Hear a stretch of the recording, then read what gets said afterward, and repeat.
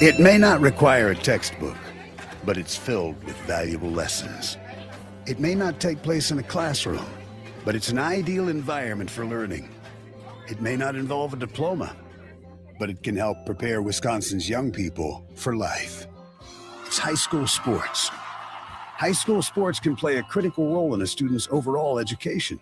In fact, studies show that students that participate in high school sports are more likely to enjoy greater levels of achievement in their academic lives. If you think high school sports are only about competition, think again. Better yet, think about attending a high school sporting event in your community. You'll be amazed by what you see. High school sports, a winning part of a complete education. This message presented by the Wisconsin Interscholastic Athletic Association and the Wisconsin Athletic Directors Association.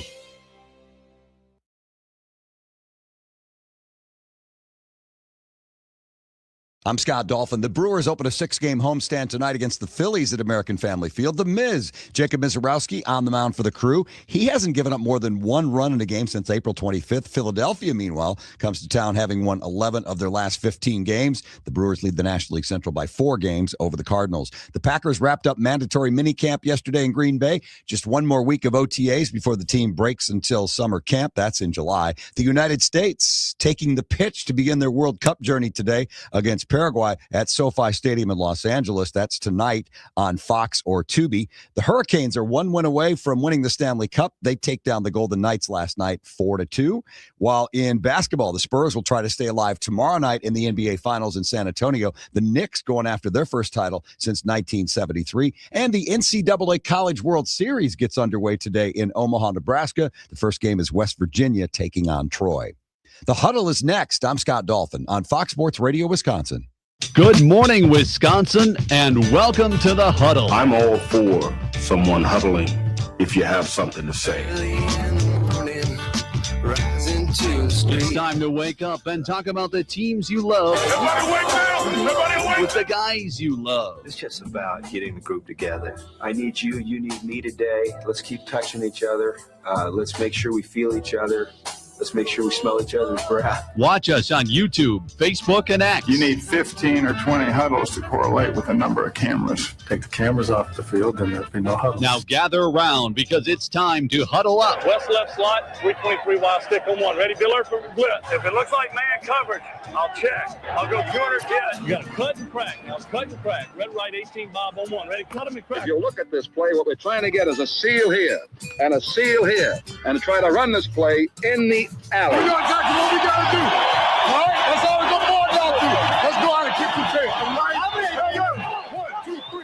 Keep doing what you're doing. Get our guys after you and make it play. Be right, all the way outside. Wide, left, fake, 396 bag, D-hand, C-puck. Is that long enough for you? I want you to be proud of your profession. It's a great profession. Go out there and play this ball game like I know you can play it. With Drew Olson, Mythical, legendary figure. Bill Schmidt. Oh, my God. This man's been out all night. And Armen Sarian. This is it. Don't get scared now. Sanchez, we ready? Fox Sports Radio Wisconsin is on the air.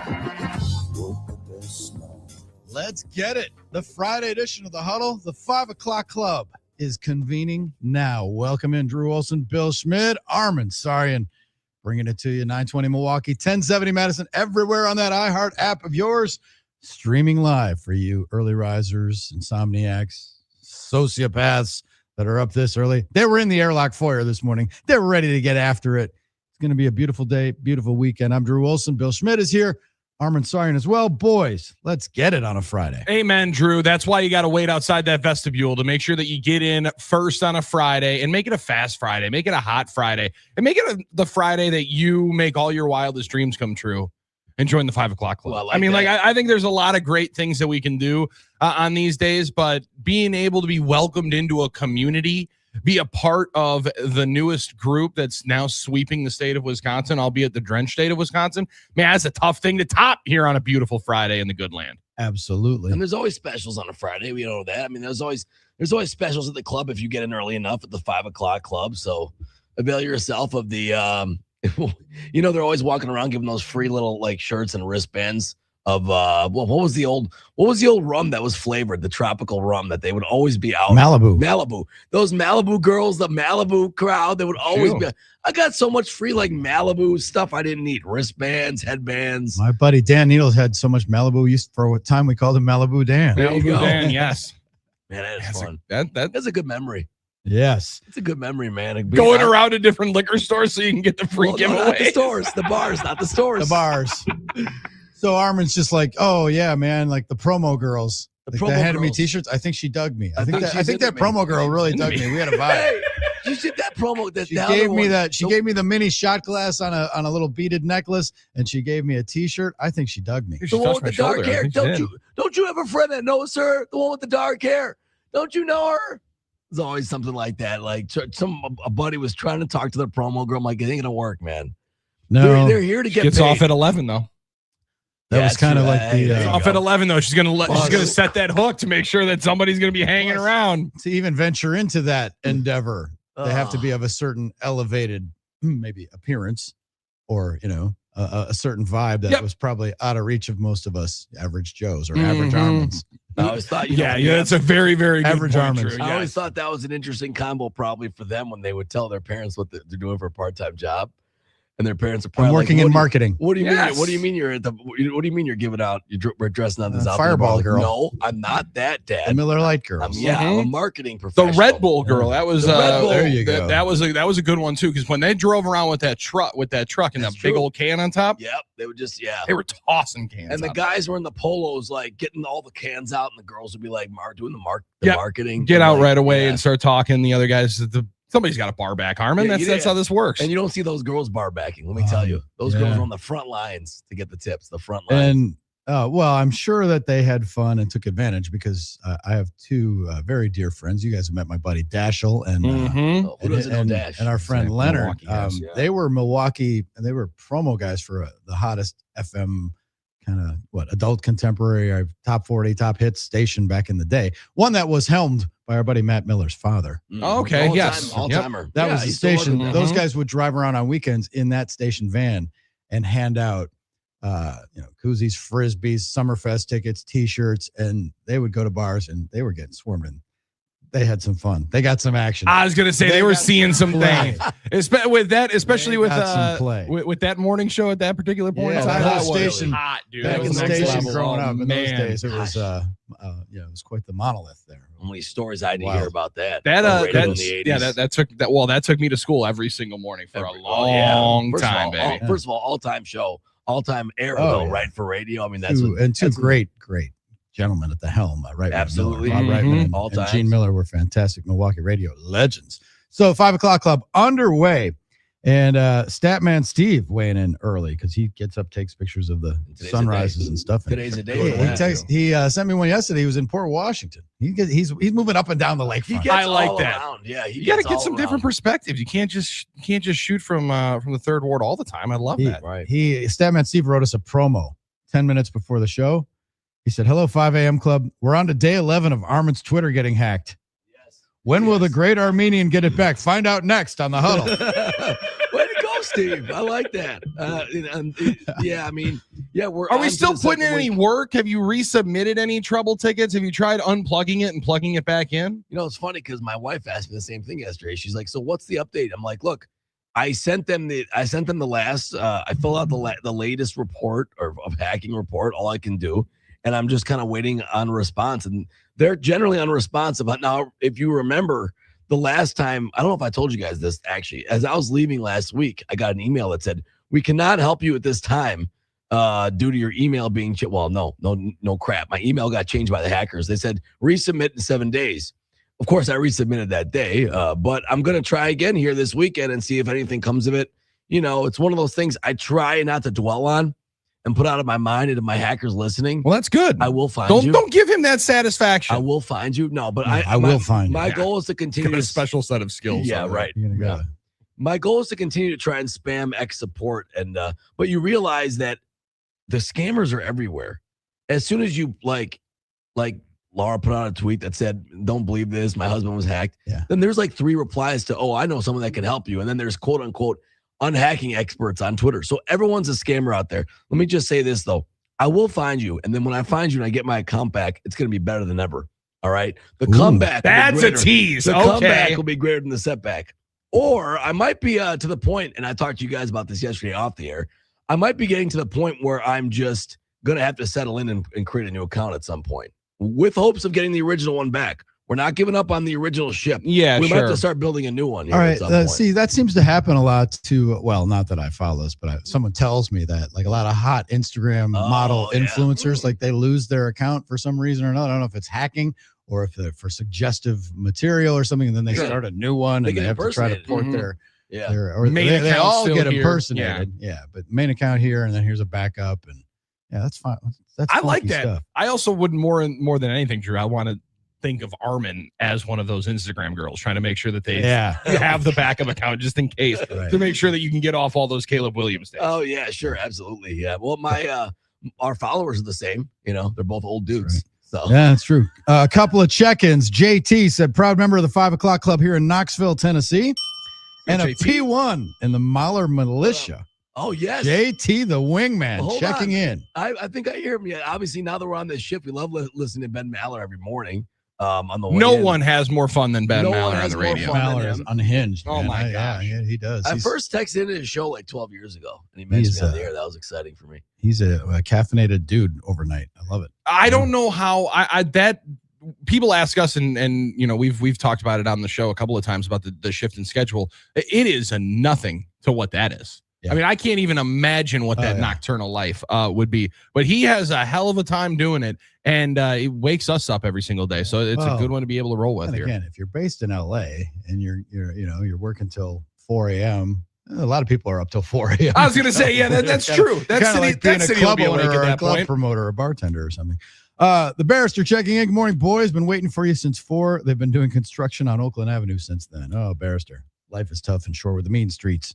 Yes, Shorewood, number Wisconsin. 18, number 18 in the club. All right. Oh, that's excellent. Yeah. Do we have a number for our friend Jason in Green Bay? He was tapping in. He said, "Morning, boys. Great win for Mexico. Looked like it was an awesome atmosphere. Looking forward to the United States game tonight. Hopefully, the same atmosphere will energize our boys All right, for a Jason. long run That's in the World Cup. Come on, Jason. Let's get it going, America. Number 14. Let's go. I can't believe this is anything more than coincidence and the vagaries of the schedule, but the United States men's national team does kick off tonight against Paraguay. Mhm. And conveniently, both the NBA Finals and Stanley Cup Finals are dark tonight. It's perfect. Very, very well Can't be scheduled. coordination between the networks. It's just like the schedule because they didn't want to play on Friday night. It's not a high TV night per se. Yeah, generally not. No. Not where you put like your major marquee events. However, locally, Jacob Mizorowski's must-see TV, and he's pitching tonight against the Phillies in the opener of a homestand for the Brewers. Yeah, it works out very, very well for us to be able to enjoy all of them. Oh, it's a split screen night, right? Big time. And for the U.S., like whatever kind of energy you need, the atmosphere that they have the one thing that you can't necessarily quantify, which is not a single soul believing in them very much, right? Like they have enough talk around the U.S. team that there's a lot of 90s energy, 90s basketball energy from the U.S. men's national team. Like Always. alumni, it always feels like, Alexei. well, the games were always better when we played. And then Landon Donovan, they haven't advanced since I was playing. Like there's this feeling like we were always there. You haven't been. So at some point, go write your own history and go have some fun. And more than anything, captivate the nation to enjoy the sport of round ball just a little bit longer. That would be really nice. And I think that at some point it's got to happen. It's got to break through when you consider for U.S. soccer. Well, maybe not, Billy. No, it does. That's the thing, Armen. Like the tough thing is it doesn't happen. It doesn't happen for us a lot. Now, the World Cup's every 4 years. And obviously our standards of excellence in sports in the United States are always very high. In the Olympics, in whatever it is. But it seems like for soccer, it's always like, well, can we get to the knockout stage? It always seems like that's the only standard. And I'd like us to set our sights a little higher, but I get why we don't. It's because usually this group disappoints and they barely make it through. Then they get blown out in the knockout stage. So I understand when Landon and like Alexei are always complaining and always moaning and bitching about these teams. But listen, I get why, because they feel like they should hold that standard up. However, I always think back to what you just said, Billy. It's like, what was the standard? You guys made it to the knockout stage. Like, there's a little bit of like, okay, you won a first round series, Tracy McGrady. I understand. Like, what's the energy of not to rip on Tracy specifically, but it makes you wonder. But hey, tonight it might start. It's Paraguay, USA. Anybody want to guess what countries Paraguay borders? Landlocked country in South America. Who can guess? 2 out of 3. There's 3 of them. Anybody want to try? Because I don't know. Because Brazil is big. I'm thinking big. I was going to say you got Brazil. Chile. Not Chile. No. I would have guessed that too. Peru? This is tough. I would have got 2. Peru, no. Good guess, though. And they're near the region. All right. I'm trying to remember because it's been a long time since I looked at that. I was going to say, I don't know that I've looked at the South America map for a long time. Definitely should, though. No, I should be studying more geography. I am a 5th grade geography beat champion. It's like Paraguay. No one thinks of them, you know. Brazil. What about Argentina? Argentina, yes. One more. So Paraguay, Argentina. I should have known that. One more. That was the toughest one for me. I wouldn't have got it. Bolivia. It's Bolivia? Yeah. Okay. So there you have it. So like Charles once said, I don't know where Angola is. All I know Angola is in big trouble. Well, I don't know where Paraguay is, but one thing I know is I don't know if they're going to be in big trouble. Let's go. Come on, Chuck. They're in big trouble. Let's go. All right. Big trouble. They're coming in here to face the young Freeman son and a lot of the boys. Come on, Let's go. Let's go get a win. Let's get that Antonio free energy. Channel some of that 81-yard touchdown Super Bowl 31. Let's get that energy and let's get a win here for the USA to really kick this thing off right. Yeah, that sounds like a plan. You can check in with us here in the 5 o'clock club, 877-794-1973. That's the NicoletLaw.com talk and text line. Now, we're still kind of like recovering from that Knicks comeback. They don't fire up again until Saturday night, right? Yes, Saturday night, 7:30 down there in San Antonio. Yep. Yeah. And a lot of folks are, because of that comeback there, I've heard some discussions of people saying, what are the greatest Wisconsin comebacks in sports history? Great stuff. You start with, the Bucks being down 2-0 in the finals and coming back and winning 4 straight, which is what it looked like the Spurs were poised to do.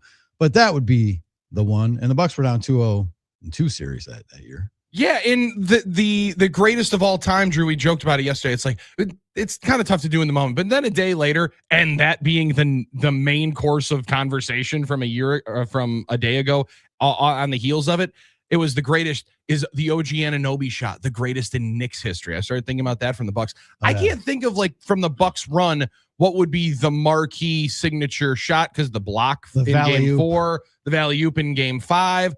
Even the Valley-oop, though, there's a gentleman who tried to go to the hole in a similar situation, got a shot blocked, and he's now the GOAT, and they're wondering if he'll be even allowed to reside in Texas after the series is over if the Spurs lose. Don't necessarily know if you're going to be in the midst or if you're going to have to get yourself up out of there. There's going to be those signature performances. But for a comeback in that game, man, Game 5 was one of the wilder tidal waves of emotion that I had experienced because I was in Las Vegas for it, hanging out with our buddy, the franchise, and in a Circa Sportsbook that Draymond Green was a part of. Him and the U.S. Men's team was getting ready for, I don't know if that was the Olympics because Chris and Drew got in there. They were playing a friendly a couple of nights later. So they were in the area. Draymond and a couple of the guys had a sweet spot right there into the sports book. It was live. And the first quarter happened and you're like, all right, well, sweet. Do I go to 4 Queens and just stop watching? Because this is going to be painful if this is how this rolls. And then the second quarter happens, and all of a sudden, it's even Steven going into the third. So, there was more time for then you to have to see the result. So I can't think of, the finality of the comeback being capped right there with, the OG tip-in and the game being over right away. But there's a lot of them. And that whole conference and that whole run through the Brooklyn series, they were coming back consistently throughout it. Well, they have, I think the Bucks had series comebacks, obviously, in every one of them, but I don't think of individual game comebacks as much as that Game 5 one. That they did have an early deficit. In terms of iconic shots, I think you're right, Billy. It's hard to really think of one besides the block and the value. Maybe Middleton's shot, that was kind of the clincher in Game 6. Bucks were up 4 with a minute, something to go. That elbow wasn't even an elbow jumper. It was way out, a free throw line extended. That was the big shot, probably the clincher for the championship. But no, I tend to think you're right. It's hard to remember incredible comebacks. The Badgers have had some in game, right? If I remember, they think they came back once on Nebraska. If I'm not mistaken. Badgers had a game at Ohio State where they were down 17-0, and they ended up winning. They scored 40 and won. Yeah, and that was in one of the Rose Bowl years, if I'm not mistaken. I think one of the other ones. Badgers would have to be at the Bradley Center in the second year of the Final Four year, the Oregon game. The Oregon game. Right? They're down 10 or 12 at halftime and just explode into the second half. And largely with the Wisconsin crowd behind them would feel somewhat more reminiscent of it. Yeah, absolutely. That was a big one, no doubt. I wonder, who knows what would happen. People talk about that day at the Bradley Center as one of the iconic moments in that building. Packers sadly have come back on a number of different times. See, we always had the lead. I guess Aaron's Hail Mary in Detroit. It was sort of a comeback, yeah. That could have been the Cardinals playoff game. The Janice Hail Marys could have been one. Well, in his first playoff game would have been a legendary one. They were down 17-0 in the first quarter. That would have been the all-timer. People forget in the Snow Globe game, the Packers were down early, 14-0. 14-0, yeah. And the other one that comes to mind, it's recency bias a little bit, and it wasn't a big game. It was a regular season, but the Bucks had that incredible comeback over the Timberwolves in the regular season. Was it this year or last year? That they were like a 99.9 to lose on the win probability. And they had some nuts comeback. It didn't turn out to be an impactful game, but it was a regular season comeback that was an all-timer. We'll be kicking this around on television in Milwaukee on Saturday night, Big 12 Sports Saturday. I like this. Okay. But I have my pick is locked and loaded. For those of you in the 5 o'clock club, I'll give you the sneak peek. I'll tell you what it's going to be. Oh, yes, exclusive club promo. I'm going season opener, Sunday Night Football 2018. Bears Packers. Hit that bell. 17-0 at halftime, 20-0. Rodgers carted off, and I'm sitting there going, well, this was a good season while it lasted for about 40 minutes. And the season's over. And then Rodgers came back and stuffed it, gave them a Wilson suppository, and Bears fans thought, we'll never beat this guy. No. It was doubly, triply sweet because it was the opener. It was a national television audience. It was like Rodgers' Willis Reed moment. Yes. Coming back on, carted off, come back. And then as he exclaimed in his excitement, and Armen's looking for it right now, I know, my knee. Yeah, my knee. What happened? My knee. And he said that basically in the post game with his high-pitched Eric voice. That interview on the field was next level, and the eyes were as glossy as those that fire up in the Wake and Bake Club. No doubt. He was tore-dolled up. That was awesome. Great call, Drew. So that would be one. It's against the Bears, and it was a kinder, gentler time when the Packers dominated the Bears. And the Bears, that game, I just remember watching Bears fans walk out like, we are never going to beat this guy. We're so never close. going to beat this team. 20-0 in the season opener. They're like, this is our year. The couple weeks after they grab Khalil Mack and he has a strip sack for a fumble that he just disowned Deshaun Kaiser in on that moment. That's a beautiful one to remember. Off the field in the second half. I went in the locker room, did all the tests. And then I was just grabbed the first one I saw. facility trying to get it loosened up. But I knew once I got back on the field, the adrenaline started going. I'll be able to hang in there. What was the injury? My knee. My knee. Oh, that was beautiful. All right, we're off and running in the 5 o'clock club. The club is open. It's a Friday. How Fridays always hit different. We'll talk to Hunter Baumgardt today, 7:25. Get you ready for Brewers Phillies. Miz on the mound tonight. Be nice to win a series against the Phillies. And this is a perfect opportunity for brushes with celebrity. Someone on the Huddle crossed paths with a celebrity. Actually, there were 2 celebrity crossings on the Huddle this week that we're going to talk about as we move forward on the program. We're glad you're a psychopath. We're glad you're an early riser. We're glad you're in the club. It's the Huddle, Fox Sports Radio, Wisconsin.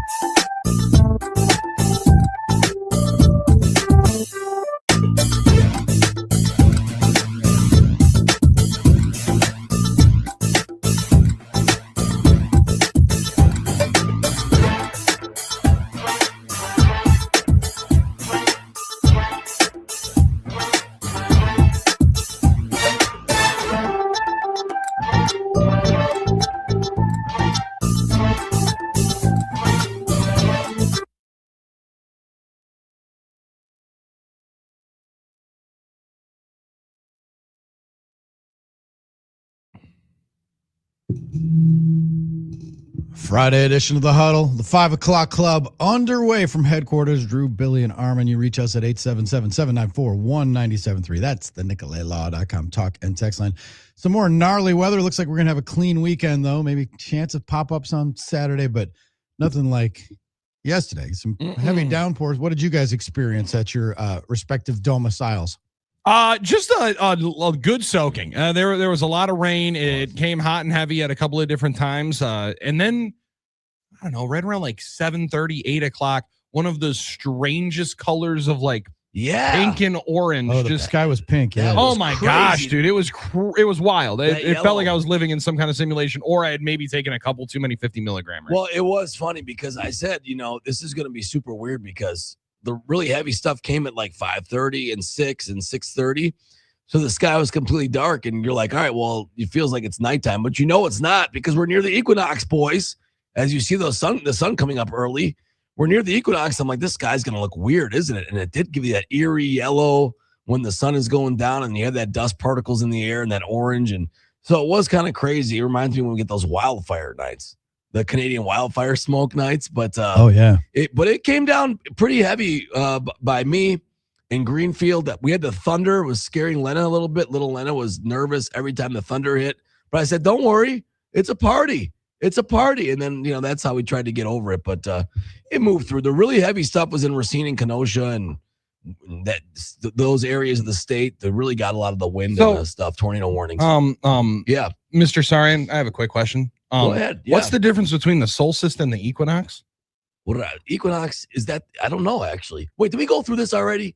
Did we do this once? I think we did this before. I don't know. I don't keep book of what we talk about, what we don't. So if we talked about this, Armen, I don't want to make you repeat anything. I don't know. Solstice versus equinox.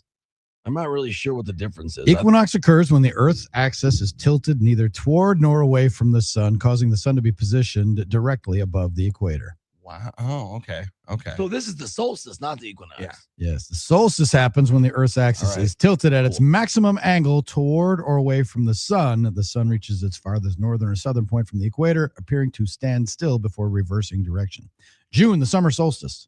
In the northern hemisphere, that's us, occurs around June 20th, marking the start of summer, the longest day of the year. All right. So I got my astronomy terms mixed up. I'm sorry, Galileo. Yeah. All right, Copernicus over there. They're sort of Isaac Newton. They're sort of opposites, basically. I guess so. I was gonna say one happens in this, one flips it completely on his head, and one's right there in the middle. It signals the changing of seasons. You're right in there, though. You're right in the wheelhouse. You're right in the wheelhouse. I tried. This is where I was caught off guard. I wanted to see what it was. Brooke Brighton then for what's the vernal equinox as opposed to the regular? You know what we should get? We should get Brooke on. We can talk to point. Brooke. We should. She's a friend of the show. We have to ask ahead of time. Her schedule's so busy. Yeah, we have to ask ahead of time usually. That's true. We'll book that as we move forward. She's a celebrity locally and here and in Kansas City. Yes, big time. It's very popular. Oh well, and Billy had a little celebrity run-in yesterday. At the at one of the fame spots in the city of Milwaukee at Potawatomi Casino Hotel. Had a couple hours alone. My wife and I decided that instead of going and spending $100 at Marshall's, why not try to see if $100 could turn into $300? I like that. You're investing. Yeah. And throughout the midst, you win some, you lose some, and with some of the winnings, you're wandering around, and there's a certain cool gentleman that's sitting just off to the left of us at this one little bank of machines, and like, dang, all right, sunglasses inside. I'm definitely not cool enough to be doing that, but not just like blacked out sunglasses, like the sweet little orange tint where there's no real reason for you wearing them other than they look pretty sweet with your incredible, camo pants. I'm like, that is, it's one of the cooler guys in here. Yeah. So you right away notice this guy's got a cooler vibe. Sweet beard. Yeah. Couple of sweet tats. Wait a second. Is that the former number 1 overall pick, Bryce Harper? Hey now. Then all of a sudden the Bryce machine Harper starts dinging right as I kind of think it. He wins a nice little bonus, gives the fist pump right away. Now that bothers me. And I'm like, he is one of us. Yes. One of us. And I look through and I see my man's got, as he's holding onto the phone and probably his wallet or something, there's just a little white envelope. And I'm like, okay, sweet. The road trip begins. The per diem comes out. Let's go see if we can turn this. Exactly how it happens. Multiply this little bit on our off day in Milwaukee. Maybe thought about playing Aaron Hills. Maybe planned on going to the Whistling Straits. Saw the rain, and he said, I might just go and make it rain at the casino. Let's see if we can win a little bit. Well, they still get the per diem money in cash, which is a big deal, right? I think that's part of it. Yeah, for sure. That's like the one thing you probably still get in cash in this society. If you're a pro athlete, you get the per diem money. But, why does he have to win the bonus? That's pretty cool that you saw Bryce Harper, Potawatomi. I want everybody. No. I'm gatekeeping who wins it. No. He's got what's his contract? 330? No. Why can't you have it? I think you should have the bonus. Why does he have to have it on Dragon Link? Well, I appreciate that. I think we were playing a potentially completely different game. If it means, I get it. He's probably on that like there's a different denomination. I think that you're playing when you got that kind of credit into the machine. But it was very nice. My wife did go up and wanted to say something, wanted to say hi. Like, sorry, don't want to bother you. And it was very cool. Gave her a fist bump and went on the way. And you start realizing, my next question is, did you harass him? That dude. I would have been like trying to take pictures and stuff like that. No, but I did think of a couple of things to say, and I was like, you know what? Whatever I believe is a profound statement that I'm going to craft here at the Lightning Link machine, my man's not going to remember, and it's not going to change his life. True, I'll let him go and have his one beautiful off day in Milwaukee. But again, gave a little fist pump to Allie. She was fired up, and a cool brush with greatness. On the shorthand of the greatest sports storybook lives lived in America in the last 25 30 years. I would say be up there. And he's like in the LeBron James category of baseball, where 14 15 years old on the cover of Sports Illustrated, not even the kids version. The regular. I remember reading that one. They talked about this young catcher phenom from Arizona. And when he decided to go from high school in Vegas to the community college to be able to get drafted a year earlier and hit with the wood bat for a year. Yeah. That's when you knew this dude's going to be different. And Baller. He has been different since he came into the league, man. Yeah. Incredible ball. And there's so many guys like that come up, and you know this, Drew, I remember when Jeff Francoeur had the cover, The Natural, and Rocco Baldelli. I can think of a bunch of guys that never really came out. Like, they were always the phenom that really never lived up to that, but obviously Bryce did. So pretty impressive stuff. And that's cool, Billy. Did no one recognize him really except for you guys? Didn't really seem like it at all. Again, it cool. seemed like it was a very, low tide day in there. I think most people were over at the sports book. Yeah. Because it was right during the Mexico game. So it was live there and staying, just hanging out, having a couple of hours to kill before you go over to the public market and grab himself some food. He lived the Milwaukee day, which I'm always going to be a fan of. Kendrick Perkins Day.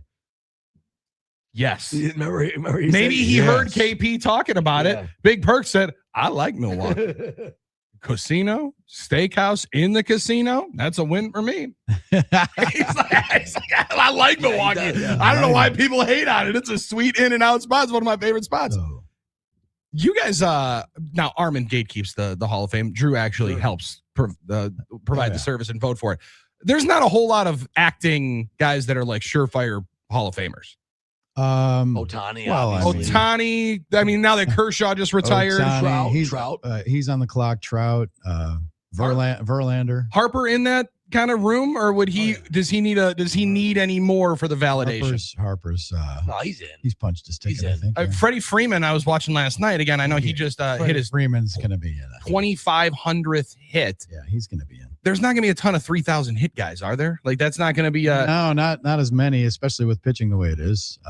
Does it feel like it's more now, Drew? Like it'll not be the line of demarcations with stats of like, okay, that gets you in the 3,000 hits. 300 wins is gone too. It's a lot more of just, okay, that guy dominated the sport for an extended period of time. Yeah, I would say like Soto is trending that way. Trending that way. How about Mookie? I think Mookie Betts would be one. He's going to be in a strong consideration. He had some crazy early years. Some of his peak years. Verlander and Scherzer. You almost forget that they're still pitching. Yeah. almost forget that they're still active members of the league. Otani, Trout, Freeman, Betts, Judge, Lindor, Judge for sure. Altuve. Altuve's an interesting one. I wouldn't have thought, but the numbers would absolutely Manny put him Machado. in there. Yep. Machado's going to get there. Okay. Nolan Arenado. I don't know about Machado yet for me. You're not Bryce Harper. That's personal. Jose Ramirez. Jose Ramirez, his numbers are going to be hard to ever look past. He's put together one of the best careers anybody's been able to over the last number of years. Yeah. Wow, he's almost at 300 home runs too. Wow, those are good ones. Because again, how about Arenado? I think you just mentioned Arenado, right? The glove is going to be hard to not put Arenado in. There's another guy, Giancarlo Stanton's knocking on 500 homers. Holy that cow. used to be the magic number, obviously. Yeah.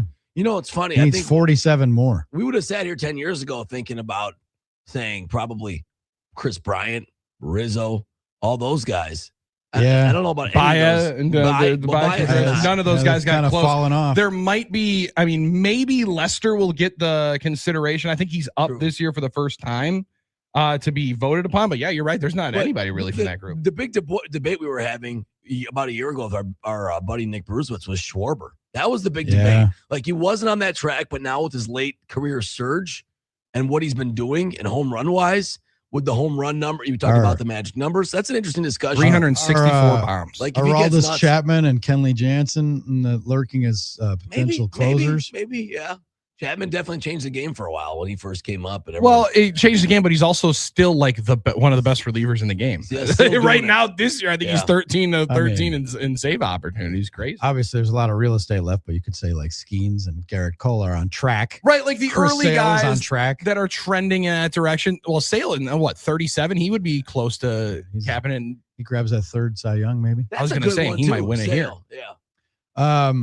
This is cool because for a long time, I feel like there was not a lot of guys going in, right? And like there was so much of the steroid time. You're wondering how many guys were going to get in. I like knowing that there's a lot active that you think are going to be in the conversation. Guys in the pipeline or guys that have shown flashes that they could. They're in the early stage, like in his early in his career, Braun and Fielder. Because I remember writing a column like, are these guys the next Brewers Hall of Famers? And for sure, like, could be. Like, watch a guy like Corbin Carroll. Like, if he looks like he could be. Yes. Elite, but he's got to put it in. He's got to do it.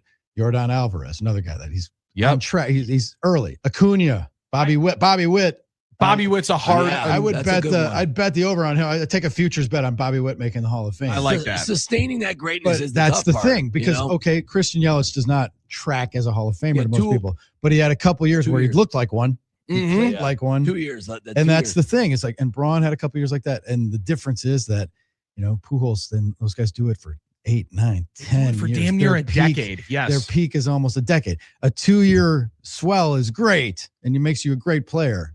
Doesn't make you a Hall of Famer. You have to hold the greatness longest in baseball. Yes. To get that achievement, right? I mean, obviously careers are so much shorter in the NFL. Damn near everybody gets in the NBA or in basketball. And then you can make the case like, oh, Eli Manning. Well, Scott Brocious had a couple of great World Series. Should he be in the Hall of Fame? No. No, But he was great and big some big moments. Well, yeah, okay. Then that's the difference. Tip the cap and remember. Different sports and it's different snobbery, whatever. But well, don't worry. We're putting you out of in so anyone can. Oh, there you go. Yes. What about Bryce Terang? I mean, of all the Brewers currently, is there one? I think if Bryce can sustain that defense, that offense. Yeah, if he starts to hit, if he gets to be a 30 homer guy with that glove, I think you got to have 1 or 2 really overpowering MVP type years. But he can kind of sustain that baseline level of 5 WAR for a long time, stay healthy. He might be able to compile his way into a Hall of Fame. Oh, there's a lot of people that are already ticketing the kids starting tonight for the crew. Yeah, well, having that kind of a career. We'll see. I don't want to jinx it, but that's the one. I mean, right? Right, like that's the fantasy, right? That's the fantasy that he rolls through and doesn't have a blip on the radar. Could be fun. I love that Hall of Fame Friday, a feel good Friday. There's a lot of beautiful things on this Friday to be excited about. Damn near almost a solstice Friday. Solstice, but not an right. equinox. Yeah, solstice. You got it. Yeah. This is fun. I wonder how many other people would be able to find some guys that we would see into the Hall of Fame. Yeah.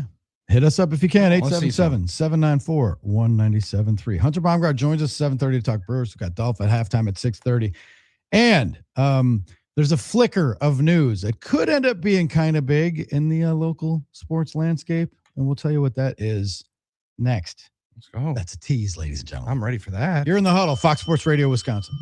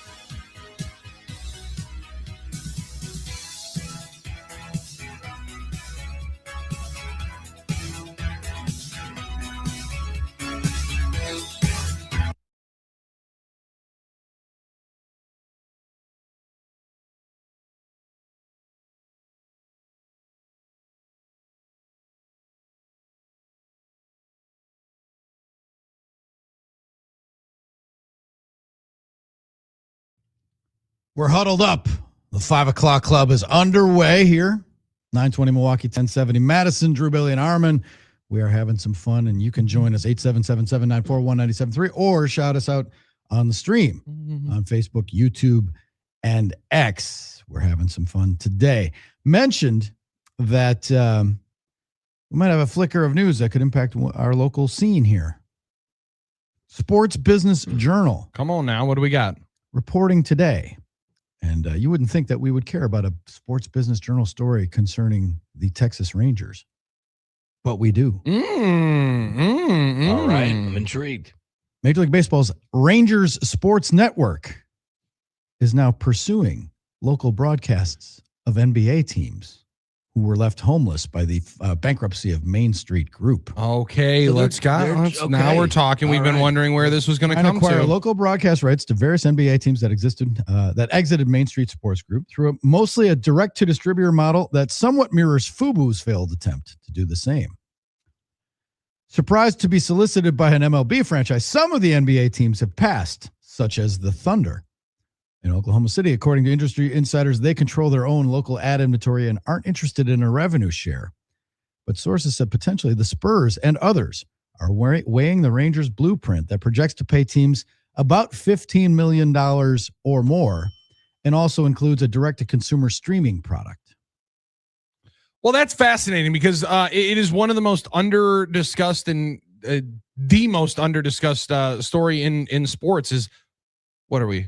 4 months away from the Bucks tipping off, and nobody knows how. We don't know where the games are going to be. Like, at least for the Brewers one, and we cautioned a lot of folks that were freaking out about, hey man, games are going to be on. The games are going to be on because Major League Baseball had this backdrop. They have done this before. The Brewers were not the first and won't be the last to roll there.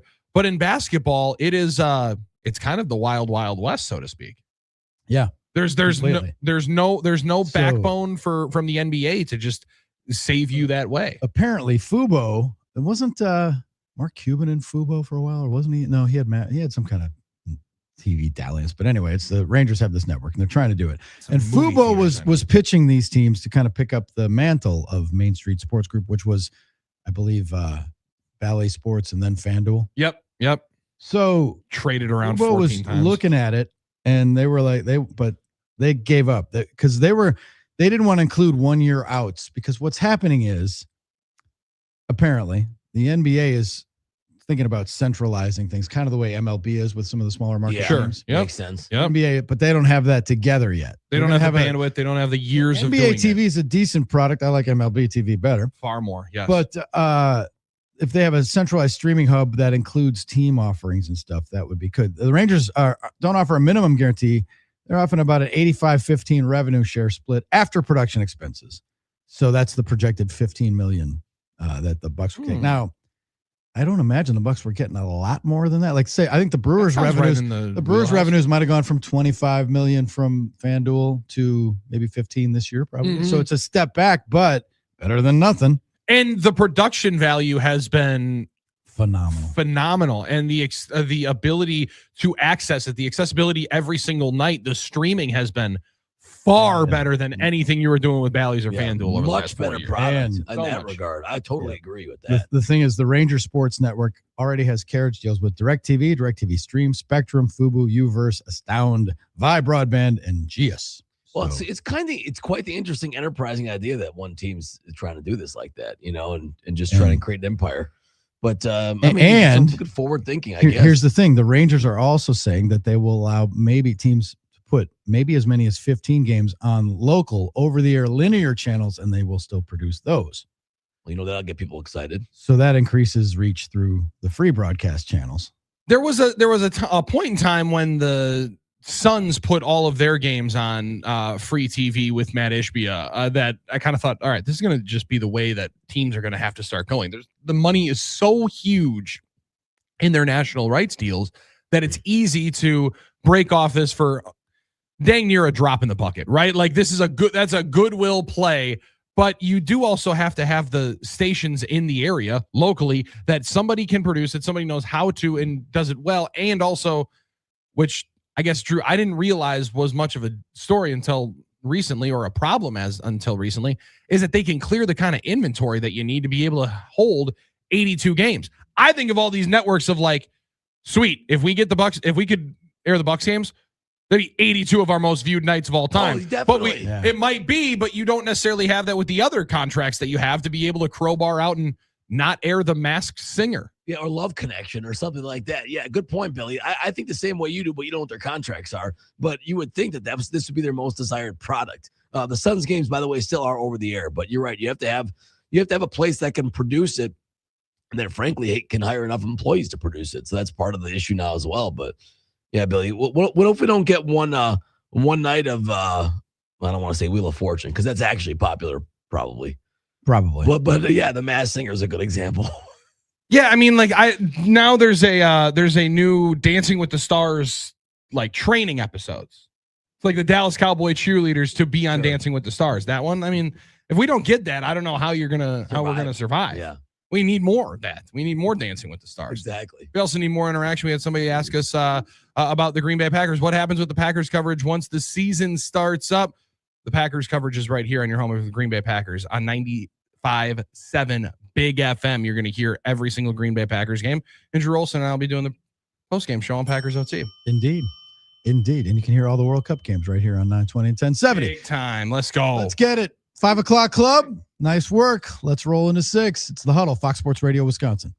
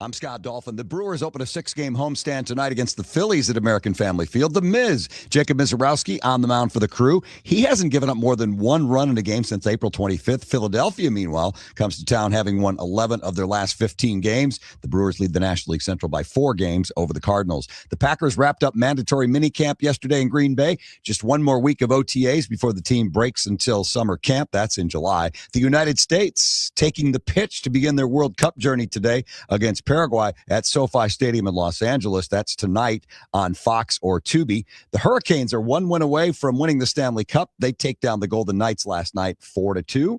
While in basketball, the Spurs will try to stay alive tomorrow night in the NBA Finals in San Antonio. The Knicks going after their first title since 1973. And the NCAA College World Series gets underway today in Omaha, Nebraska. The first game is West Virginia taking on Troy. The Huddle is next. I'm Scott Dolphin on Fox Sports Radio Wisconsin. Good morning, Wisconsin, and welcome to the Huddle. I'm all for someone huddling if you have something to say. It's time to wake up and talk about the teams you love. Everybody wake now! Everybody wake! With the guys you love. It's just about getting the group together. I need you, you need me today. Let's keep touching each other. Let's make sure we feel each other. Let's make sure we smell each other's breath. Watch us on YouTube, Facebook, and X. You need 15 or 20 huddles to correlate with a number of cameras. Take the cameras off the field, and there'll be no huddles. Now gather around because it's time to huddle up. West left slot, 323 wide stick on 1. Ready, be alert for blitz. If it looks like man coverage, I'll check. I'll go 200 hit. You got to cut and crack. Now cut and crack. Red right 18 Bob on 1. Ready, cut him and crack. If you look at this play, what we're trying to get is a seal here and a seal here and try to run this play in the alley. We got exactly what we got to do. All right? That's all the ball got to do. Let's go out and kick the tail. All right? 1, 2, 3. Keep doing what you're doing. Sit our guys after and make the play. Be right, all the way outside. Wide, left, fake, 396 bag, B hand, C puck. Is that long enough for you? I want you to be proud of your profession. It's a great profession. Go out there and play this ball game like I know you can play it. With Drew Olson, Mythical, legendary figure. Bill Schmid, Oh, my God. This man's been out all night. and Armen Sarian. This is it. Don't get scared now. Sanchez, we ready? Fox Sports Radio Wisconsin is on the air. Locked and loaded, ready to dominate a Friday in the good land. It's the Huddle. Drew, Billy, and Armen. 5 o'clock club closed down. Welcome 6 o'clockers joining us now on 920 Milwaukee, 1070 Madison, everywhere on the iHeart app, streaming live Facebook, X, and YouTube. We are, we're all getting ready for a glorious weekend. We're done bunkering in the last couple nights of bad weather. Our friends to the south got it yesterday. Racine, Kenosha, Much worse. Summers, they got pounded yesterday, and that wasn't optimal. No, but you know what? We needed the rain, needed some water. We'll get this thing rolling through here. Come on. Did you see lightning strikes a couple of buildings? It was some severe stuff, but we're out of the woods, we hope. Some wind damage. It did seem like most of it came south of the border. So maybe we avoided some of the worst of it, but there were obviously some counties and some communities affected by it last night as well. It did move through kind of fast, it seemed like. In that evening hour, right during dinner time, kind of. So for a lot of people, so at least that part happened. But you always have to be on the lookout for severe weather this time of year. So check on your neighbors, make sure. Don't know how many people got power outages.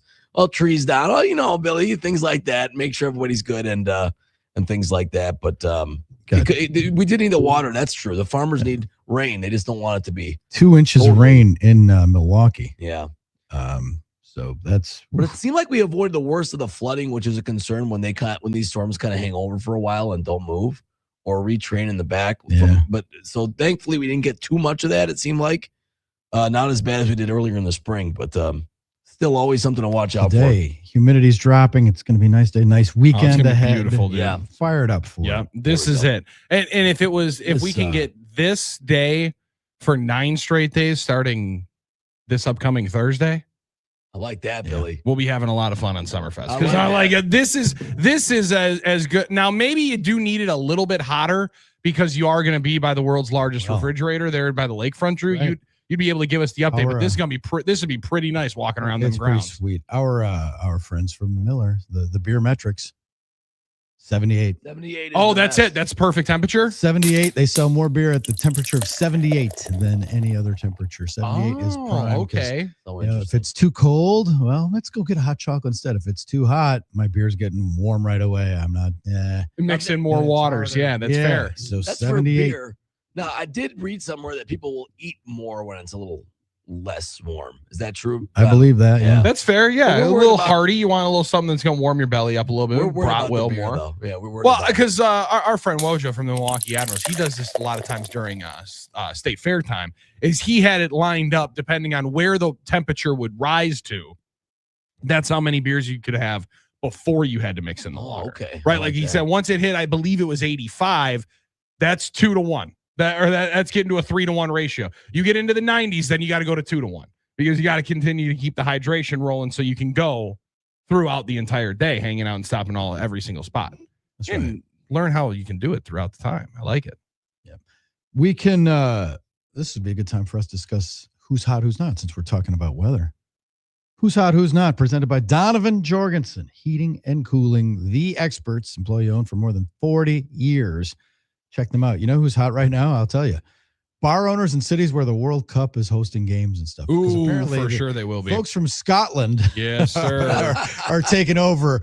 And I just saw a video on the interwebs here of this guy who lives across from an Airbnb where Scottish people are soccer fans are staying. Just letting it rip. And at 6 a.m., they're out with the bagpipes. Yeah, you're not getting sleep. I don't think they went to Yeah. sleep. I think they just started partying all night, and then the sun came up, and they decided it's time for the bagpipes. The bagpipe is it's an instrument that needs to be utilized more, right? Totally agree, Billy. I mean, we like don't have enough bagpipe stuff going on. I need more bagpipe stuff, not just during the parade and stuff like that. It's one of the traditions at Carroll University, Harvard of Waukesha County. I didn't know that. That you walk into bagpipes playing, and your first when you first join and you first get in there as a freshman, you leave to bagpipes walking out as a graduate. So that will fire you up any single time. Then to know I get 4 years, but then I don't get to hear bagpipes anymore. It actually made me think I should learn how to play bagpipes to fire this place up whenever you want. I gotta say, that's one instrument we don't teach the kids enough. Like, you should be able to sign up for bagpipes in school, but it's kind of tough. Bagpipe or accordion. Both of those are going to set off a different type of party that I'll you're be going to honest have. with you. Accordion's probably easier to take around and to transport. Definitely is, yeah. Probably a little cheaper and to service. I mean, what's a harder thing to actually take around and service? I guess a pipe organ. You can't do any of that with. But those bagpipes, you're right. That's a unique sound I love. I'm gonna get some. Let me fire some up here. Oh boy. Here, you want to get some here? Well, while you do that, let's talk about who's not hot. Carter Hart, third goaltender in NHL history to give up 4 goals in 5 games of the Stanley Cup final. Yikes. Gave up 4 of them yesterday, and the Carolina Hurricanes are up 3 games to 2, and they can win the Stanley Cup on Sunday night in Las Vegas. John Tortorella vowed coming back here for He's Game like, 7. We're coming back for Game 7, and they asked him about switching on a goal, and he said that's the most ridiculous question I've been asked. I think. Well, Yeah, I don't know if that's. Yeah, I didn't know it was that ridiculous, Coach. But hey, you know what? I think maybe we should stop thinking it's that ridiculous and maybe think about it. It's hard to question John Tortorella, though, what he's done with this team, turning them around, making them a playoff, going on this run since he took over. It is hard to question. He's been notoriously stubborn, right? As you remember, Drew. Hey, Brooksy, I can't hear you. But they're at the brink now, right? They've got to respond in Vegas and force it to Game 7. Maybe a little bagpipes would help them. It might.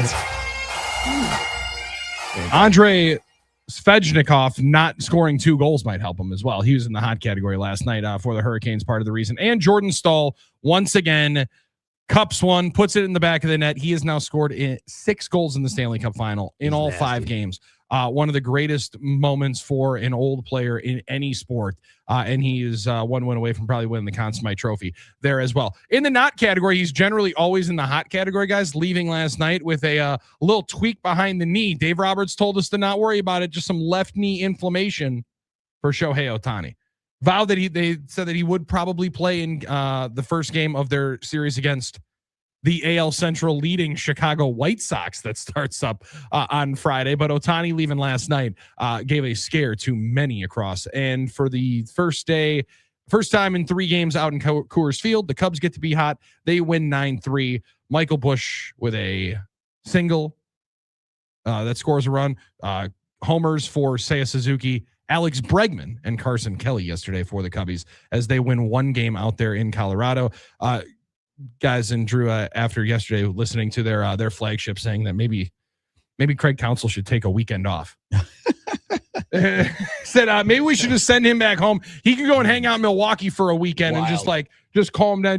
Hey, players take days off. They said. Why can't we have a manager next year? Wow, that'll be next year when Rowan graduates. Yeah, right. That's what they said. They're like, can we get it? Can we just find a graduation? Is there a graduation ceremony you can have for a weekend off? Hey, I'd have a lot of cousins or something if that was the case. Cubs move back over 500. There you go. And that's when you're a good team. That's your baseline. So maybe they're at bottom right now. 7.5 games back of the Crew. And Drew, now Brewers 16 games over 500. They'll start up against the Phillies, who have been hotter than they started the season as one of the worst teams in all of ball. They have now won 7 of their last 9 games as they come into American Family Field and trying to right the ship and back over 500. They're just still chasing the Braves, who have been phenomenal so far. Braves are a wagon. What's the next? Is the next benchmark just go to the next ring of the ladder to 20 games over 500, or is it like is it the next group of distance in between you and the teams trailing? That would be good. No, I think you're not looking at the other teams now. You're looking at your own setup. And again, run your own race, win your own games type of thing. Win your own games, but 10 over is the benchmark. And if you get to 20, boom, let's go. Like 20 is better. 20 is better than 10. I can do that math. Let's go. They can continue to get there if they win some more series. They lost their first one in that just sets you up. And again, the 10 over thing is like I said, if you're a good team, your baseline's 500. You get to 10 over and you play 500 the rest of the year. Right. There you are. You're in a chance. You've got a really good chance. And you get to 20 over and play 500. Well, hell. Then you're in good shape. Yeah, and you might as well kick your feet up. You're gonna have a whole lot of fun throughout. Yeah. How many Cubs fans are saying, how many people have you heard, we need Rossi back. We need Rossi back. You always yearn for the guy you had last one. Well, I wouldn't be, I don't know if I'm, I had a great night of sleep last night, brought on by exhaustion, but I don't know that I'm sleeping well right now if I'm involved with the Cubs hitting coach from that situation of that grouping would be a tough spot. Hitting coaches there because their offense has been abysmal, and they're better than this. They should be more talented. Bregman's been, but I'm not mad about it's funny because Bregman, and see now again the market can correct, but Bregman's been awful at Wrigley and decent on the road. Mm-hmm. And he's a pull guy, and the wind's blowing in April, May, June, like gonna be tough. Good luck. Well, and also you see guys when you acquire a player. The numbers on the surface, and you don't see the show your work, right? You don't get how they find out at the end of the year, 270, 25 homers and 100 driven in, especially when you're playing at Fenway and you're a big pull hitter from the right side. I wonder how much he's struggling not having the monster to be able to take advantage of there. But I like too, Drew, the slumping at home would signify maybe a little tight there at home and is trying to earn a little bit more and showcase a little bit more for that contract that he ended up signing in the offseason. Mm-hmm. Yeah. But if you're going to bank on somebody that's going to be able to right the ship, Alex Bregman's a pretty good guy to be betting on. Running into 10 homers in 6 weeks. Oh, that's fair. One final one in the hot category because we're all watching the W. Oh, okay. I thought you had something else for me here. Shout out Aaliyah Boston and Caitlin Clark last night. Big nights. Aaliyah Boston, 34-12. Caitlin Clark, 32 points, 10 assists. Become the first pair of teammates in WNBA history to have 30-point double-doubles in the same game as the Fever blow past the Chicago Sky, 114-106 in overtime. Excellent. Big for Caitlin because I think she had been struggling a little bit. So she had a sweet game winner a week ago that I saw. Yeah. And she was yelling at the coach too, which is a good career arc to have. People were debating that one. I did see that one, but these things happen. Hey, Billy, I think the memorabilia market, the Fanatics memorabilia market, is also hot for the finals. Is that true? I'm sorry, I can't let this one pass. It is decently hot. Armen is alluding to a number that I just saw of Fanatics Authentics, which is the place that everybody's getting their hot new authentic merchandise from. Fanatics is currently offering, guys, a pre-sale of OG Anunoby, The Winning Tip. 16 by 20 prints. That's cool. Autographed by OG Anunoby himself to commemorate and celebrate the game winner. And, some are saying the greatest shot in Knicks history. Oh, to this point, it's up there. I'll admit that. Yes. I don't know. There's a better one. For $350 for a 16x20 OG Anunoby signed print of the greatest shot in Knicks history, winning Game 4 of the NBA Finals and putting you one win away from a title. Who's selling this, Billy? This would be Armen. This would be Fanatics Authentics. Come on, Michael Rubin. $350 for a 16x20 autograph picture. Give me a break. Come on, that's a little bit of price gouging, don't you think, guys? A little bit. I mean, hey, it might work. The Knicks market is going to be hot right now. Somewhere Darren Ravel's analyzing this, I'm sure, but strikes again. Your logic is not flawed. Darren Ravel was the spot that I saw it at. So you're thinking Jalen Brunson would be in the 350 category? I might think about a Jalen Brunson autograph authenticated if I'm a Knicks fan. Jalen Brunson doing the sweet, 3-point celebration with the 3 fingers over the mouth. Cool. 16x20 would be $600. Bart Starr used to send autograph pictures to kids if they sent him a letter and asked. I don't think that. Hey, I mean, an autograph picture like for that much, like, come on, a little bit of price gouging. Oh, it's almost a little bit.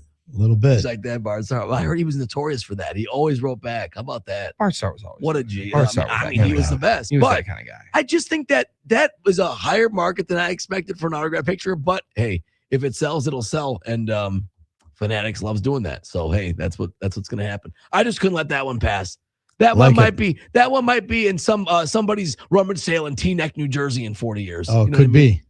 Could be. There's no chance in hell that is ending up at someone's rummage sale. Let me ask you something. The Bucks, one of the great Bucks teams 50 years ago, 55 years ago now, won the championship. And a good player on those teams, not one of the best, but maybe like a John McLaughlin, Bob Dandridge or John McLaughlin. Do you think that people aren't still, those things aren't floating around somewhere? I mean, that's kind of my point. As time passes, is this going to be worth that much to that many people? Maybe it will be, but they have another game to win, so something epic might happen in that game. So that's all I'm trying to say. I just think it's a little gouging by Fanatics. It's a little bit. It is. You know what? There's probably a lot of local sports card shops in New York. Probably a lot of local memorabilia shops. You should try patronizing them if you're there. Well, and that I don't disagree with. Right. Like the Waukesha Sports Cards is doing a tremendous event coming up at the end of the month. Great example. They have a huge sports card show that's going on at Fiserv Forum, and there's great way. I mean, you can get a Sal Frelick autograph for like $65 or something like that. But like it's not cheap. Like I know like thought that you're going in there and getting William Contreras to sign a baseball for $20. That stuff's probably not going to ever happen. Fine, but I mean 3 whatever, 50, 60, 90. Come on. Okay, yes, there's going to be a price. What was the last piece of sports memorabilia you ever bought? I mean, I bought some stuff from the clubhouse sale, but is that memorabilia? A T-shirt and gear is not it. A memorabilia, an autograph picture, a signed baseball, a picture for the room. I mean, I know you got that pretty sweet one from Zabe of the wood from the finals. I did get that. I got bad news for you. That was probably $600. Okay, if you could list it, you could sell that one. Okay, yes, that one was. As a piece of the floor, not a picture. It's not signed by anybody. Yeah, that's right. It's not signed, actually. I wonder how much I can get. Are you telling me I can get $600 for that? Is that what you're telling me? I think you probably could get somewhat close. Yeah. Sorry, Zabe. I think the last thing I bought might have been like a Favre signed helmet, but I think it was before he was in the Hall of Fame. Or I think it might have been. It's signed and has an inscription. Yep. But it was like he was blowing it out because he was having financial troubles and stuff. For sure, getting a bunch of them thrown through. So it was pretty cheap, and it was like just buying the helmet. So I have a Packers helmet. It happens to be signed by Brett Favre. For sure. And I talked to a buddy of mine who is in the industry, and he goes, "Yeah, you made pretty good purchase there." Yeah, that's a good deal right there that they were able to grab. Inscription's not what it would be now, and it's like that's a big deal, but hey. But it's also, what is it worth in your basement? Like there's a thought of what it looks like. My storage unit, I haven't even looked at it in 10 years. That one's it. So there's both sides to it. It's actually like not worth much to me. In fact, there's a good chance I'll go to some charity outing, take it with me, and have try to have somebody buy it for $200. But you know what? But you know what? You're right, Billy. Some people that is going to be worth a lot. Some people that are long-suffering Knicks fans are going to buy up every piece of memorabilia and gear they can. And in that sense, this is probably a good business move. They're just going to kind of set the market as high as they can. And why not? There are a lot of New Yorkers with passion and money. So I I can't really say they're crazy for doing it. I don't know that it's just New York fans though. Well, it's a global brand. But I mean, you think this would have you think this would have like sold for the Chris Middleton shot with Bucks fans in Milwaukee? Like, I mean, I think there's probably a lot of people that were buying sunblock pictures like that of Giannis running through. Right, maybe because it's Giannis, and if he Drew Holiday hitting the triple in Brooklyn to put him up in Game 7. Like, there's thoughts there, but again, it's probably the best shot in Knicks history, and it's a day after. So that's one of the reasons why the market would run it that quickly. True. If I channel my inner Darren Ravel, please do. The best piece of memorabilia you could have, if you're a Bucks fan, is the left sneaker of Kevin Durant that he wore when he stepped on the line. Yes, 1 of 1. Yes. Was it left or right? It was left. It was the left one. Yeah, the left one in front. Yeah, sneaker. I'm gonna look it up right now. The left. Yeah, you gotta find the screen grab. Left sneaker of Kevin Durant that was on the line that negated a 3-point shot that would have probably just torpedoed the Bucks' title hope. That would be it. That would be the one. Or the glasses that LeBron was sitting courtside with in Game 5 when he went to go watch Chris Paul take a 3-2 series lead and was stunned sitting there silent. That is so good. Okay, I got it right here. Left foot. So the left sneaker that Kevin Durant wore. That'd be amazing. The scarcity of that item would be amazing. And that's what it's all about. Don't need the right one. Because the right one's behind the line. The right one's behind the line. You need that left one right there. Yeah, that's what it. I thought. All right. When we come back, Scott Dolphin's going to join us for halftime. Let's give away a pair of Summerfest tickets now. Let's do it. We got a pair of Summerfest tickets and some wristbands to get up front to see Russell Dickerson at the BMO Pavilion on June 27th. Russell Dickerson. That's going to be a great night, a great show. 877-794-1973. Let's do caller number. Pick a number, Armen. What's Anunoby's number? 350. Well, Anunoby's number is 0. So that nobody wins. Let's do 11 for Jalen Brunson. 11. Let's do caller number 11. 877-794-1973. Let's use Kolik's number because that'll make Armen's screen more calls. No. Caller 11. It's already been decreed. I like 349. Caller number 11. Well, it's going to be 82 degrees today, so it could be caller 80. No. Caller number 11. Caller 11, 877-794-1973 wins the Summerfest tickets. Dolph is up next. We'll talk to him. It's halftime of the Huddle on a Friday in the good land. We're glad you're hanging out with us.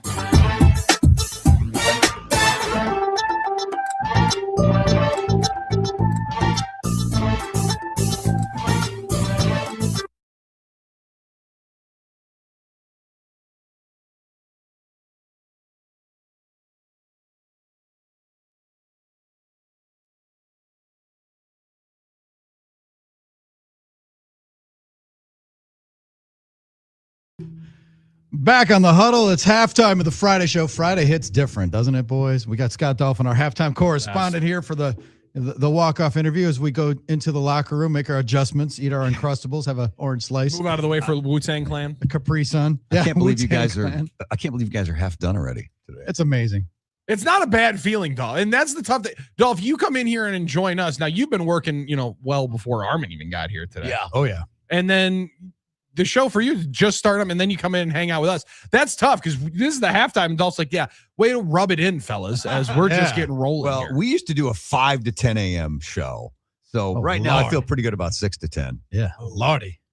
5 to 10. 5 that to 10. Is a full bed that was a long show. And grinder. And these were the days before you had the toys, where you could record half that show and people don't even know. Yeah, that's true. That's true. You were live the whole way. I mean, live 4 5 at 5. Hitting the post on all those songs and stuff like that, right? Yeah, as my old boss, Kerry Wolf from Charlotte, North Carolina, used to say, Legend. It's an early rising town. You got to get them. It's an early rising town. Get 'em. Yes. Well, I will say, coming up, cakes on the griddle. with us firing up at 5, I am stunned at how many people, we call them early risers, insomniacs, and sociopaths, that are up at 5 a.m. And the people, and this morning especially, because I was running a little late and the sun was higher and it was basically sun up. Mm-hmm. And I swung by the YMCA on the corner and there were like 4 people standing in the airlock foyer waiting to get in. Yeah, just waiting. I mean, every morning I jump on the freeway at 3:30 and there's a ton of people on They're their way going to work. home. That's me in my previous life going home. Yes, get an Uber there. Yeah. Those nights, and we were talking yesterday about sleeper towns and like Pittsburgh, Milwaukee, Cleveland. For like the Phillies got in from Toronto at 2 a.m. Yesterday morning. Sure. Okay. Yeah. So, well, they were here yesterday for the off day. So they got in Wednesday night, I guess, or Tuesday night. No, Wednesday night. Wednesday night. Yeah. Wednesday night morning, into Thursday morning, the Phillies arrive from Toronto and they get to their hotel. And now I will grant there's not a lot of activity at 2 a.m. No. In these parts. However, they had the day off yesterday and they had the world was their oyster. Billy ran into Bryce Harper at the slot machines at Pato. Did you? Firing in. Yeah. He was playing it up. So take that per diem money right to the dodging the raindrops. I have a friend who's a Phillies fanatic. No pun intended. With their mascot. I was going to say he's a Phillies fanatic. This guy's famous. He's not the fanatic, but he is famous. He's famously, but he like stakes out the hotel and goes and talks to everybody. He knew what everybody. There were guys out on organized golf trips. There were guys who like chartered a boat and were out in the lake. Wow. They were like they have some fun on off days. In Milwaukee in the summer, we all know it's beautiful here. Wisconsin is a great place. Hey, Schwarber's a Midwest guy. He probably knows Milwaukee a Absolutely. little bit. Absolutely. So these guys, they know how to get around. They have their spots and they can have their fun. And especially like if you're a golf aficionado, hey, can we get on Whistling Straits? Can we play Erin Hills? Where can we go? Like, let's go. Let's make it happen. Yeah, we'll carry that bag. I think there the are boys worse places to be. Bag. Right. And so the day off in Milwaukee for guys, and even if a night game during the week, the guys have a tea time at 8 a.m. and stuff. So if Bryce Harper's playing the slots, do people leave him alone? Well, my wife didn't, but generally speaking, felt like recognize him. Yeah, I mean, I had to do a couple of double takes to be able to pick him up, but it seemed like he was just hanging out and enjoying his time. The coolest thing is, my man was just hanging out in the general pop area. Like there's enough rooms in that Isn't place. there a high roller slot area? There's a high limit room. There's a couple of different places that you have to have some real status to get into. We went to an event. Maybe you guys were there too. They had a celebrity chef there last spring, and they had it in their elite bar, which is you have to be somebody to get in there. I have never seen liquor selection like they had in that bar upstairs at Pop. Impressive spot. They had King Louis, which used to be like $150 a snifter. I don't know if it still is. That's like $8 a bottle, isn't it? $8 a bottle or something like that? It's very expensive. I know that. Well, I mean, maybe it's kind of cool. You just wanted to be with everybody. The thing is, I think it's one of those things too. When you see someone like that, you don't almost believe it at first. Like you said, double take. Like, so I'm not surprised sometimes that these guys don't get recognized because I think a lot of people are just kind of doing their own thing, and they're not thinking about it. Like, I guess so. I told you guys once I was at Cops and I saw Con Knipple. I'm like, was that Con? And he was just chilling. He would look like he's a hard guy to miss. He is, but nobody seemed to know, or at least obviously not bother him, which is cool. He was with 3 of his buddies eating an ice cream or a shake or something, like any other kid would have been in the summer in this town. So Con's probably a smart kid. He probably went with that peanut butter chocolate freaking cream pie that they had. That Wow, that's chocolate amazing. banana cream pie that they had was unbelievable. You have a over year there. like you just had. I think you can get a nice milkshake. So this was recently. This wasn't last year. About a month ago, I'd say. Yeah. Okay. Oh yeah. No, I went. I was. I told him nice chilling. season. Kind of give me thanks. I'm sure he knew who you were, Awesome Armen. thing. Well, listen, thank you, Dolph. He knows the MVP. Exactly, and he hears that voice. He probably after 2 minutes of me kind of hovering around to see if it was him. Like, So would you say that one went better than with your brush with greatness with Sam Cassell at the Aria in Vegas, or was that the Cosmo? it was at the Aria. It went better because I spent less time with Con, which I spent a half second with Con. I didn't spend any time. And it seemed like Sam wanted to get out of there when I kept talking to him about the $2,001 and Oh my all that God. stuff. So I took my picture and left, and that's all. Because who else was there with He wanted to get out of Cassell? there. Ty Lue was there. Oh, And okay. a couple other guys. Nice. I didn't really, because I was beelining right to Cassell.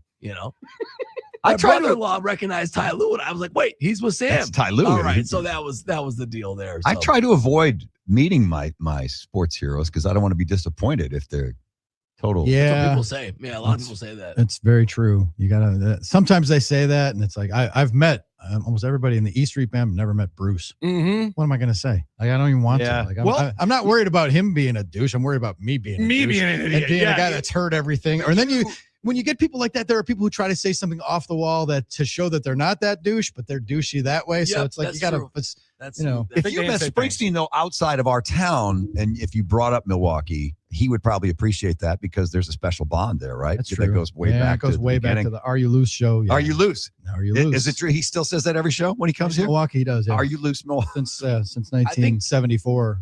people try and get 75. creative, and they try and find a question to ask or something that'll pique their interest. Yeah. About Well, yeah. a deep cut that they. I wouldn't know. was thinking of a lot of different things. It was, hey man, take it easy on us this weekend. He pull for you all the time, dude. He great legend in the time. And then it was like whatever profound thing I believe that I'm coming up with right. is not really going to be all that hurt. If you meet Jerry Seinfeld and say you love the show, he'd be like, "Yeah, everybody did." Or don't shout a line Big from show. a show. Like Yeah, don't shout a line from they there. Get that all the time. You have to come up with something more creative. Harper's than was he Vegas, born and raised in Vegas? Yes. Maybe you could have touched on that. I don't know what. See, Dolph, that was the thing. I wish playing that Bandbox Park where the Brewers just left on Wednesday, Bryce. Dang There it. you go. See, I wish I was witty. And I think of all the great things for the next, 30 minutes I could have done. It was honestly like my single days when you go out there and you shoot your shot and you're like, well, that was a Did stupid. I say that? Did I really just say that? You were out Chris loud? Farley on that SNL skit. You remember the time? Remember that time? No, That was awesome. that's where Well, all the Billy, time, Dolph. you just tapped on something because we have some smart, good-looking female listeners for Yes, sure. we do. But Yes. your game and your lines, there's a sweet spot where you get to be me and Dolph's age and everything's almost a dad joke. But I can say things now and I can come up with because there's no pressure being Mhm. married. I can see attractive women and say something to them. I can make them laugh because I can just you don't You care. let it rip and it's fine. Yes. I'm not flinging game. Right, I'm not you're trying to not riz trying to- anybody. you're not no trying one to to Just like, I'm dismantle- trying to amuse Yeah. myself more than anything. Right, you're not trying to Right? dismantle a time bomb or anything like that, like you were But- in your younger days. But then you also, I'll notice something, and I can say something about some like,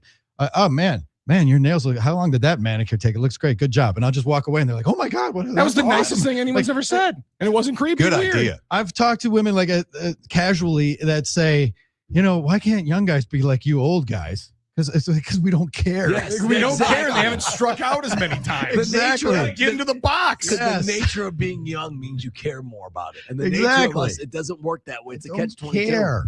That is true. That is probably why married guys end up being the best wingmen. Being like, hey man, you're sitting over here. This is 1,000%. getting the best. A thousand They're thing. percent. disarming. That's totally the Yeah, difference. They're not a 1,000%. threat. Because you're not a threat. Yeah, Once exactly. you're a threat, you're. I'm a not on the problem. prowl, and I'm not. But That's dang, intriguing. Yeah. that was the worst part of the Uber ride home. Of the Uber rides home from the bar. Damn, I only would have said something smart there. Yes. Sure. Then You maybe had I my wouldn't have been in shot. this Toyota Corolla with you clowns. Yeah, That's you true. thought of it in the Uber. Well, as guys, But you after the point. Hey, As Billy we- has a lot of those jerk store moments. Yeah. Jerk store. Jerk store ran out of you. Flat Damn it. well, as guys, we did have this notion that there was one secret kind of key to unlock. If I would have just said the right thing. But there wasn't. That's the point. I mean, the light bulb was either on or not for that girl with you. Absolutely. And that was it. I could For me, it never was All off. go through the dating game again. No, Too Ever. hard. never. Especially in this era of apps and swiping and Oh, that's the not a worst. chance. Not a chance. All right, so Dolph, what lies ahead? We got Miz against the Phillies tonight. He's must-see TV. We got U.S. World Cup, and then potential closeout games in the Stanley Cup Incredible. and the NBA Finals. This is one of those sleeper, unheard of, like great sports weekends, potentially. Well, that I guess could only happen once every 4 years. Is that the World Cup every 4 years? Yeah, you better believe it. That's yes, pretty. Sir. It's a crazy weekend. You know, I watched the hockey game last night. That's building into something big. You know, Vegas isn't going down easy this weekend. No, I hope Tortorella said we'll be back. We'll be back. We'll be back. Better be. Better be. Maybe don't give up 4 goals in the night. Yeah. Like I just say They jumped out early last time. I'm going, uh-oh. they've tried, Dolph. They've done a couple of different strategies. The one strategy that the Golden Knights have not implemented, and I would urge maybe to try in Game 6. Maybe don't give up 4 goals. I mean, like maybe don't give up 4 goals, and you might have a chance to win the game. It's tough against that Carolina team now. They're pressuring players. The way they're moving the puck on the power play was crazy. It was so good. Okay, and the other thing I wanted to ask Dolph, because again, Dolph and I are of a similar vintage. I got to say, like, people and the party in New York in the moment, we talked about it all yesterday. Like, that was incredible. Anunoby's tip, that game, the atmosphere, Celebrity Row, it looked like a victory parade afterwards. Like they jumped up on a cab and they tipped over a cab, I think, and people were partying. The guy threw a cone on someone's head. It was wild. It was insane. But then it's like, oh, is this the greatest sports moment in New York history? Are you kidding me? Come on, dude. It wasn't for a championship. Come on. It's Super Bowl's like, there's this guy, Bobby Thompson, who hit a home run in 1951. The Giants win the pennant. The Giants win the pennant to cap one of the greatest comebacks, speaking of comebacks, of all time and get them into the World Series. Oh, Jackie Robinson and the Dodgers.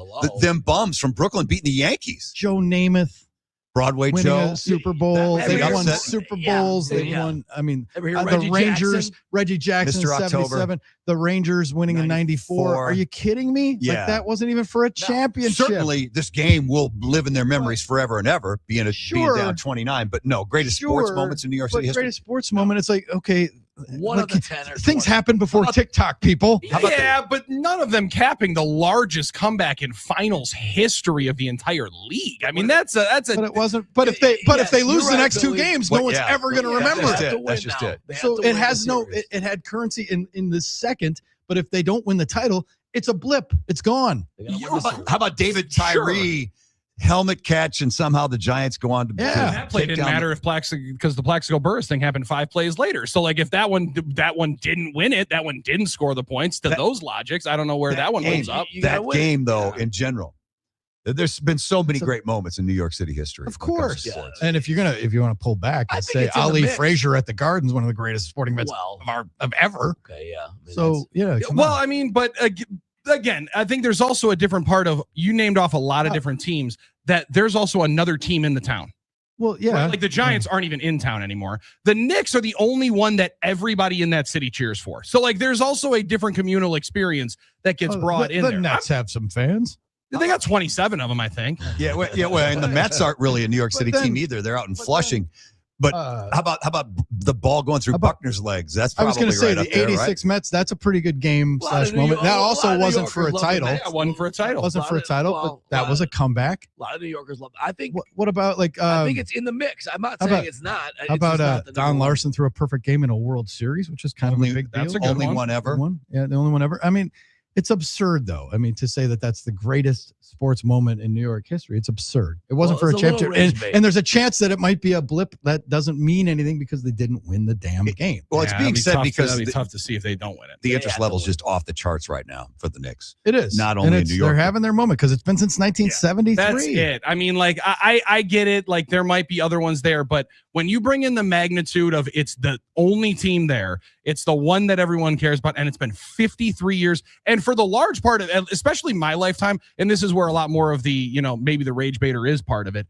They haven't just not won in my lifetime.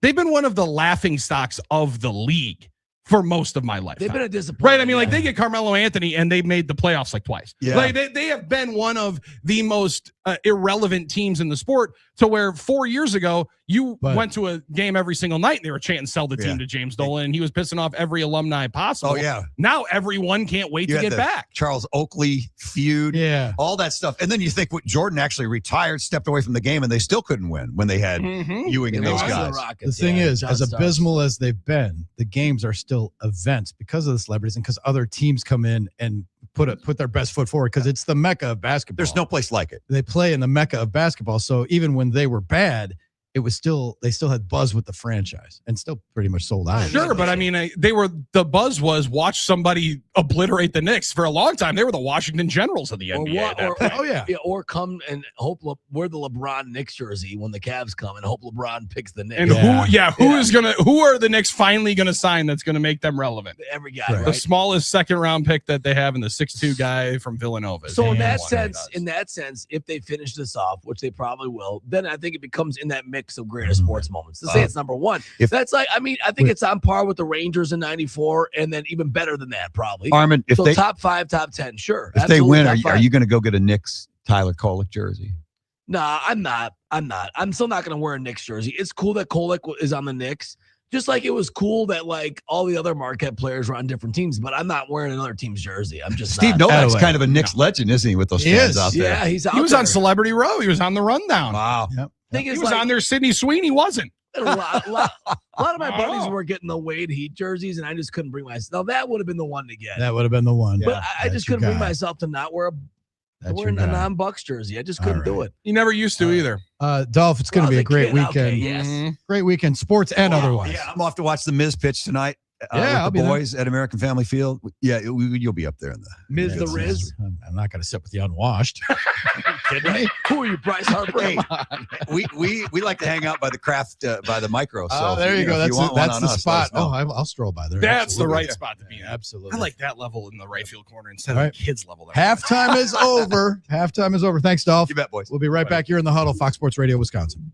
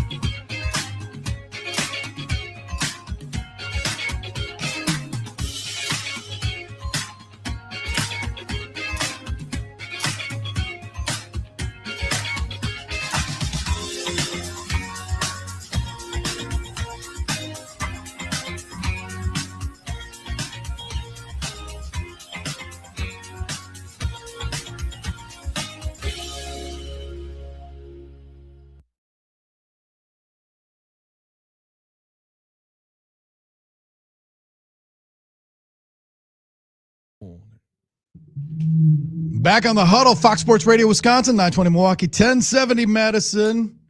Drew, Billy, and Armen. It is time for our superhero of the day, presented by Current Electric. Call current.com, the website for those superheroes that go around. And there's a lot of people without power, especially to our south right now. But if you're having issues, if you need a generator, you need a tune-up for that, for that backyard, you need that to drop that power so you can hang a TV and have some fun in your backyard and maximize your living space. These are the dudes. I actually have to call Current because at Stately Olson Manor, the ceiling fan. I'm not a big fan of ceiling fans. Sure. Okay. No pun intended. Yeah. But there is one in the bedroom, in the primary bedroom at Stately Olson Manor. And the thing is, the only way the fan works is if the light is on, which is kind of rough when you're trying to sleep. That's brutal. And it's we got to get that. A little we electrical get that thing, just one little thing, and I'm not going to risk electrocution, and I just don't have the bandwidth to worry about that. It comes up and it annoys me a couple times a year, and I think I should get that, but I should call Current and have them come and do a couple things around Stately Olson Manor. Listen, they can be your superheroes that you need on a day in and day out basis, and also the best thing is it'll all be up to code and go above and beyond your expectations. Just a little slight repair, a little comfortability repair. Make sure that you're comfortable and safe. Because safe is a big part of it. You talk about those neighbors of the South. They're feeling it after last night. Guys, there's a couple of ways we could go with the superhero of today.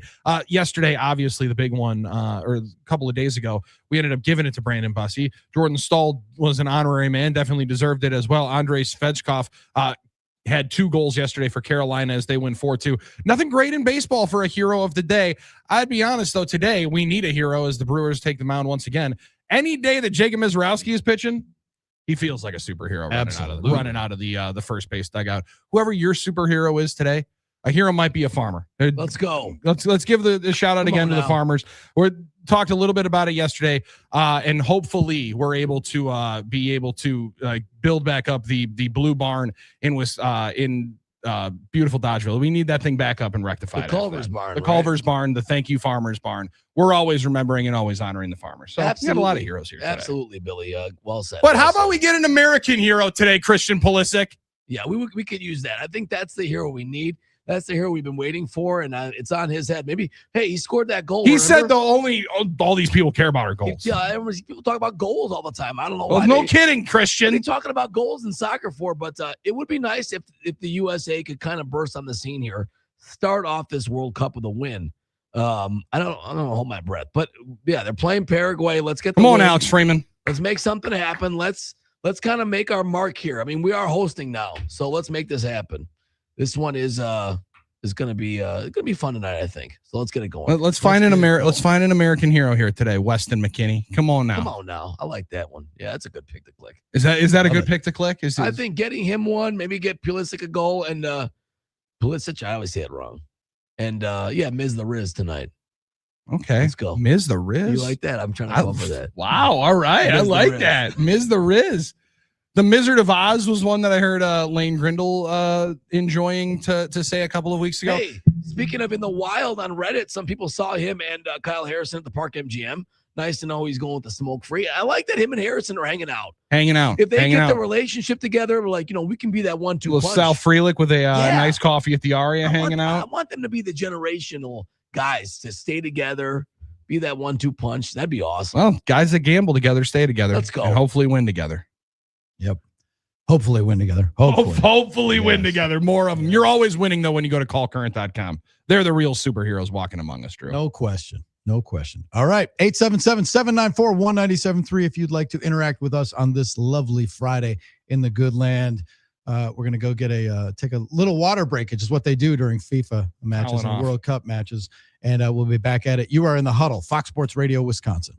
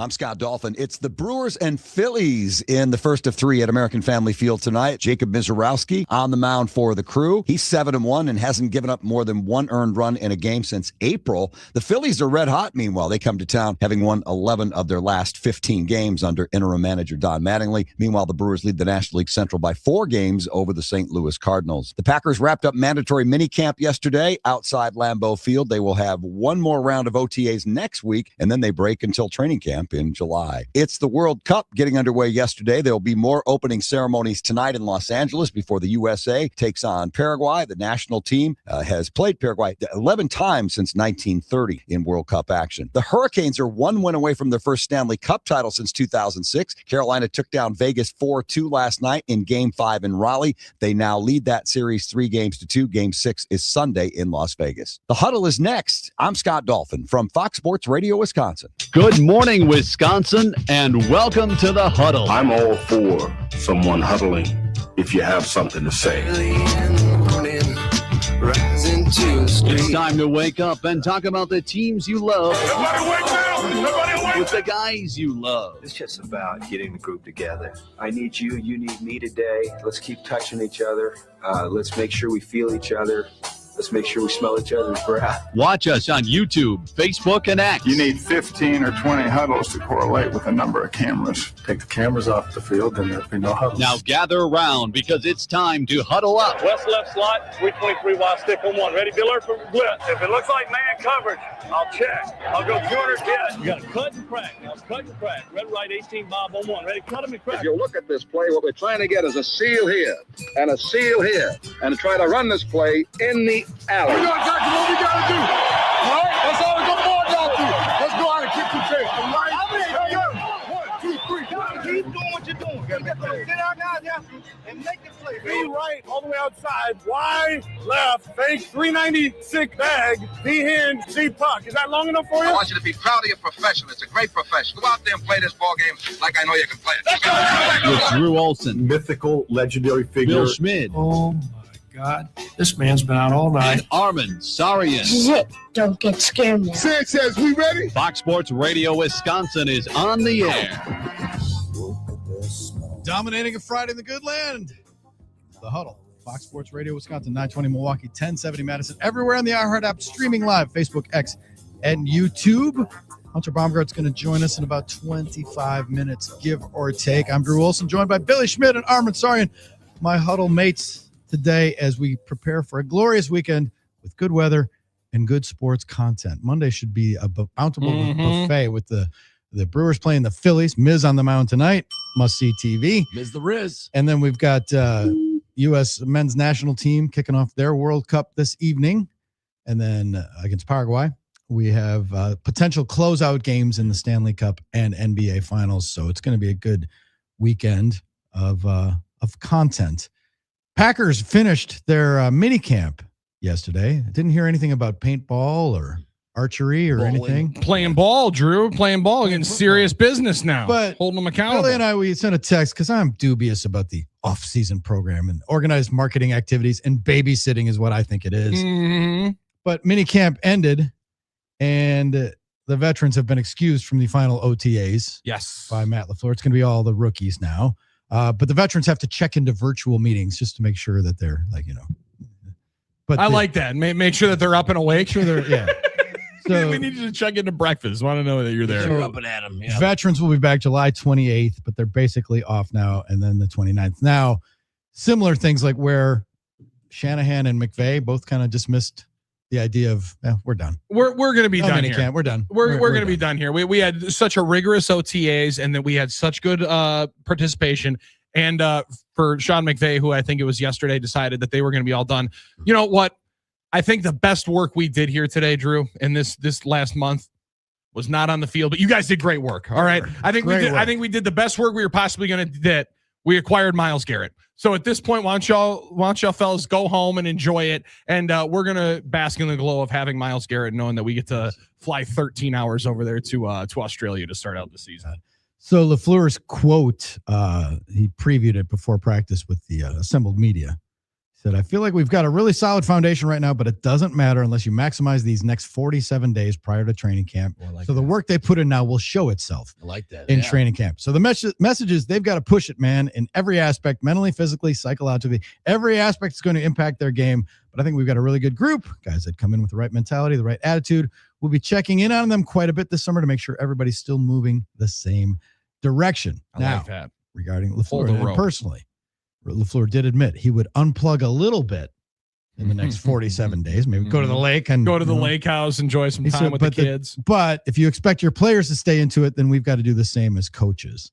So this is those 47 days, which, by the way, I can equate that, and it's a different, obviously, circumstance. But my last 47 days before I had to go report to cover spring training, they fly by. They instantly, all this thing. And you want to squeeze in as much as you can, but you wake up and it's like, oh, I leave tomorrow. Yep. So that's kind of how it is. The microwave portion of the off season, but it is the off season, and they can kind of, the NFL can kind of recede a little bit. That's when you get the top 100 lists and the garbage content. 100%. This is where the big time marketing comes going. This through is where, this is where the industry takes a break now, unless there's police blotter stories or something. But it's just kind of like finally they go away for just a little bit. It's yes, like everybody in the industry, like even Goody's going to take some time off. You would hope, and Drew, I get it, and Matt does this a number of different times, where it's like he feels like he needs to say something that's going to make everyone know I'm still always working. All right, this is the only thing I care about right now, so I'm all good. He loves that part of it, brother. Go and enjoy the water. Go have a right. Go jet ski around. Take the boys out. Take the boys out on the boat. They'll have a phenomenal summer. Go and enjoy some of them, because there is a point where too much becomes too difficult for the team to be able to handle. Like, you need to be able to unplug. Some of the best athletes and coaches in the world, one of their best attributes and skills is being able to unplug, unwind, and then be able to lock back in when it's ready. I liked a couple of them though, Drew, because and this is where you go from the youngest team in the NFL to what, the 5th youngest team in the league. Yeah. Right. They still have a lot of young guys and a lot of dudes that are still, Marshawn Lloyd version, unproven, with still waiting to be able to put a pelt on the wall. This is the time where if you are taking 4 or 5 days off of the weights, or 4 or 5 days off of the workouts, it'll catch up to you at some point, because everybody else is waiting on the 90-man roster that hits camp to try to go and steal one of those spots. Right. So this is it'll come to roost when it does, if you slack off a little bit during this time. And I was just checking out Bill Huber's piece at SI.com, because we love us some Bill Huber. One of the best, OG. Dude. Yes. OG.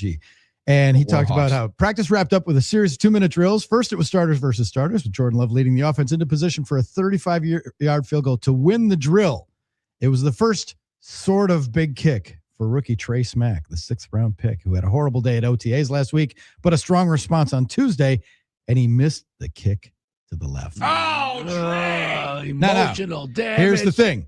LaFleur backed him up to 50 yards, and he drilled it right down the middle. All right, that's good. But as Bill points out, there will be no mulligans if the game is on the line against Minnesota in week 1. Now, here's the thing where I'm a great second shot golfer. This is where I think I dig Trey Smack already, because interviewed afterwards, he said, practice is practice. It's where you're supposed to mess up. It's where you're supposed to fix things. Wow. He was not afraid to say that as a rookie. I like that. But then, that's when they fired the other kicker. But then Bill said, he's got but if a kicker struggles to make what should be a chip shot during a relatively stress-free day at minicamp, how do you expect him to make a kick when it counts? Oh, boy. And Smack's got to think about that for the next 7 weeks, Bill Huber said. But while the rest of his teammates walked to the locker room after practice, Smack took some extra kicks with Matt Orzik and Daniel Whalen. There we go. Come on. Grow into it. Grow into it with the group. Let's get a couple extra swings in there, and then make kid. sure he didn't leave on a miss. You can't do that. Alex Bykowski on the YouTube comments. I was waiting for this. Here we go. Anders Smack. Oh, no. No. Billy, are you ready for another year in the trenches, another summer in the trenches of talking about kickers and talking about kicking? Are you ready? No. I hope he's the next Evan McPherson, though. I mean, wouldn't that be amazing if we found that guy? But it does make you a little nervous. Okay, I like you pulling Evan McPherson out. Small guy. I think he was a Gator as well. A guy you draft, so hopefully you have the idea that he's one of the good ones. I hope he's not Brett Conway. So it's the thing when you draft kickers, there's always that scary part, and he misses a couple, but he's like, oh, goodness. But he is right. This is not what matters. What matters is what you do in the season when it counts. And they also at least have, and with Whalen and Orzik, that grouping has been together for a couple of years. Good point. That they at least can hopefully bring the youngster together. And I think it was Orzik, maybe it was Schneidman, maybe it was Wes, one of those guys had the quotes from him. He's like, my job is to make sure that I'm getting on his timing. We're all learning some things. We're all learning everything about each other right now. So then we can smack those game winners. But Armen, to answer your question, I'm not ready for it. I had not planned on it, and I had really hoped that we were not going to have to think about this stuff once again. But once again, the number one conversation will not be about who's going to be the third edge rusher, who's getting more reps inside after Zaire Franklin. Is Edrin Cooper potentially lining up on the outside a little bit? What are they doing, Drew, with some of these 5-man fronts? It's going to be how many kicks did the kid make? Yeah. And that's the best part of it. That's one of the best parts, and that's why we love training camp. And we thought that we might have those problems solved. Not who wins more one-on-ones, and Lucas Van Ness learning any counter moves. How does Devontae Wyatt come back? How's the 23-year-old swinging the right leg? Yeah, that's the thing. We thought we might have that problem licked when McManus start. Okay. Well, the issue. We went through this once too. Mm-hmm. That's another one. When McManus started off so well. But unfortunately, I also was hoping not to have all those missed kicks in a playoff game, by the way. That was the other factor. So hopefully this a new fresh start. And hopefully those playoff issues and the late season issues that McManus had don't rub off on Trey Smack. So I hope that is an issue. I'm not going to sweat this. Nags laughed at one tweet from a Lions reporter who said, Lions coaches, we aren't hyping up anybody during these pajama party practices. Reporters at OTAs. It's mostly walkthroughs. Hard to point out anybody standing out. Lions YouTubers. You won't believe who's dominating Lions OTAs. That when we're talking like the OTA play-by-plays, they become even harder to quantify because there's not even a sniff of pads on. But now you get to see who do they like? Who do they like, Drew? And now how are those coaches going to start rationing out all of those snaps? And that'll be fun. There's a lot of time for it. It is content season for those guys. That's for sure. Now I just got to know, and this is where my Drew, my super special countdown clock here that I got on the app will allow me to help out. Because we are 62 days away from the Packers playing their first preseason game. Oh, baby. Against Aaron Rodgers' Pittsburgh Steelers. How about it? And then 93 days away from the regular season opener against Minnesota. That 93 days are going to go quick, Drew. 47, all of a sudden split that bad boy in half, and we're going to be right there. Let's have a damn summer. I'll think about that this morning when I'm at the pool. The tough thing is August in training camp football and preseason football has just gotten so blah that there's not any story to really grab as much in those. Not as much. For so long, that was like mandatory. You talk about the 4-letter network, all of their guys would be here breaking down every bit of training camp conversation you have. Now no one plays, so you don't get really any true talkers out of that even. No, that doesn't happen. Get us on the NicoletLaw.com talking text line 877-794-1973. Now, it's funny here. We talk a little bit. We mentioned Tyler Kolek before, and Armen's not getting the Knicks jersey, even if they win the title. I think you should, but Tyler Kolek, I saw a story like in the Journal Sentinel. I think Tyler Kolek's becoming a fashion icon, because he always had some swag at Marquette, but he's known in New York for being interesting, having some drip. Well, I remember Tyler.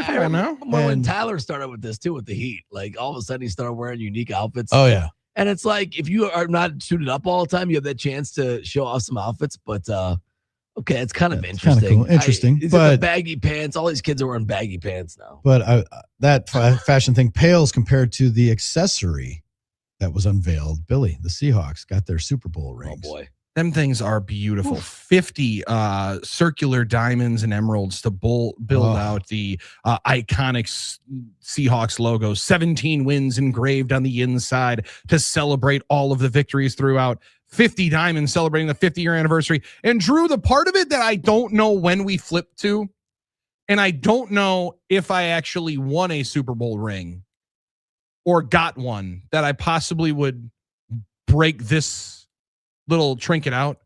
The new thing is you pop the top off and then you can wear it as a chain.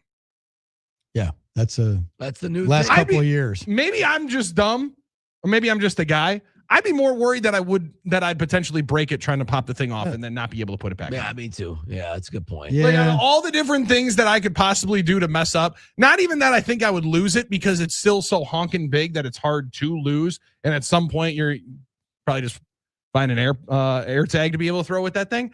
But I would be worried that I'm not going to be able to put the thing back together because at some point I'm going to fumble it around, crack something. Most guys don't wear the Super Bowl ring regularly. They pull it off special occasions. Sure, they're just so gaudy they're and too so big. they're like meant to be like displayed. But maybe the necklace is the next level. It is nice that you've got the versatility. But what I was thinking about was because I saw my buddy Adam Pavlak did a little video with Joe Thomas. You see Joe Thomas now, and he's a physical specimen. Shredded, dude. But he is not like what he was. Obviously, he's much smaller than he was when he played. Eating that Hall of Fame beef, yeah. Just transformed his body to I saw that. When those guys, when linemen go one of two ways. They either kind of get really skinny, kind of like Larry McCarron and guys like that who really fit, or they get bigger. Or really big. And I'm wondering, like, do you have to get that ring resized? If you get it when you're a lineman, you get fitted and you lose 120 pounds.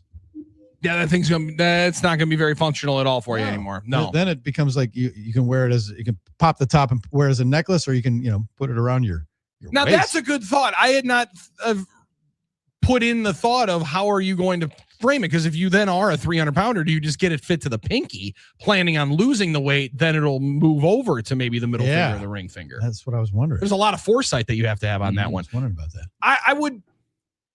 I would wonder also how many guys ever do bust it out and just say, I'm just going to wear this just to let everybody know. Right? Like, is there ever the moment if you win a title, and then you have a daughter and somebody's going to go and pick her up, do you just throw that thing out to answer the door and pull the door back? Big time. Just to let somebody know, blind them and let them know, hey, no, brother, there's going to be some problems if we're not back by 9 o'clock. I think you do if you were like a guy like the backup offensive lineman. No disrespect to the position, but somebody that wasn't as well known.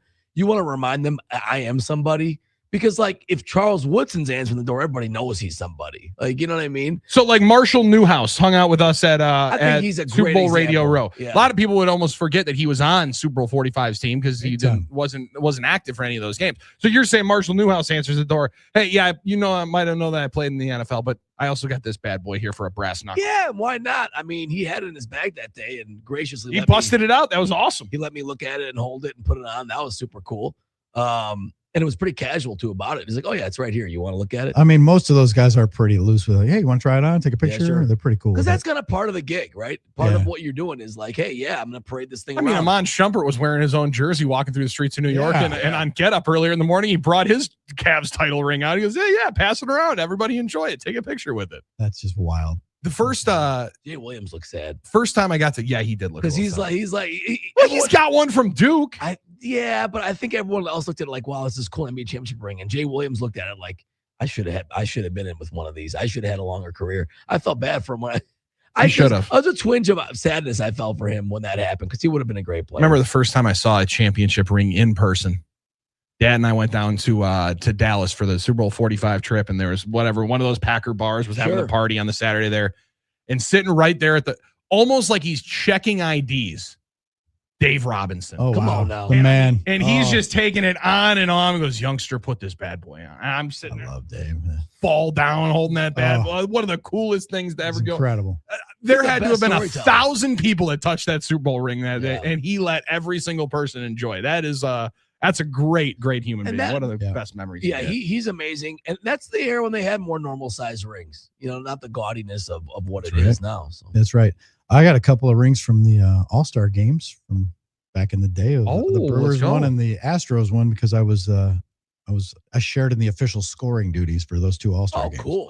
There you go. Oh, that's pretty sweet. So they give out rings for that. All-Star game in Houston, I was vice president of the baseball writers, so I was one of the scorers. They have like 3 or 4 scorers for All-Star games. Okay. And then in Milwaukee, I was like one of them. I was, so one of them. I was an adjunct. That's awesome. Tim O'Driscoll was in the chair. I was going to say Timmy. But I was like, he'd look at me and like we kind of did it as a panel, and me and the vice president. You were the sous chef. That is cool. So I actually have this, but they're like class rings, and I never wear them. I don't wear a lot of. No sleep ring. I was going to say you got the Aura ring on. I'm also, I have like the little jelly ring because I just play with my wedding ring so many different times that I lost like five of these little like fake ones. Yeah. So I almost had to put the real one on to then not play with it to not lose it. That would also be the part of having a sweet Super Bowl ring is I would be messing around playing with the thing the entire time. And then all of a sudden it's like, it was spinning it around. Speaking of rings, 15 years ago today, Dirk Nowitzki and Jason Kidd and the Mavericks beat the Heat for their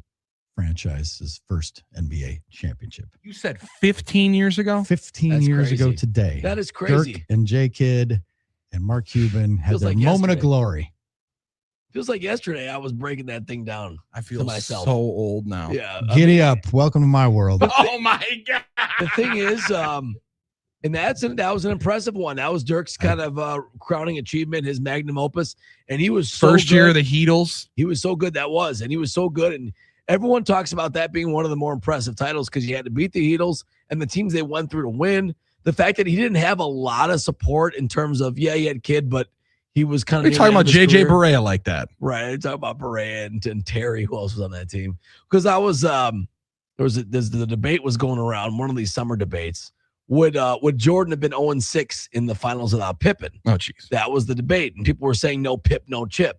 And some people were saying, well, no Wade, no parade. Because, this became a Jordan LeBron thing. But and then it was like, how many guys actually win it without another great player? I was going to say there that. aren't many. I mean, I think Giannis is like had Chris. And I'm looking at a picture of them holding the trophy, and it's like you got Dirk, one of the greatest big men of all time, and Jay Kidd, one of the greatest point guard of all time. That's two Hall of Famers.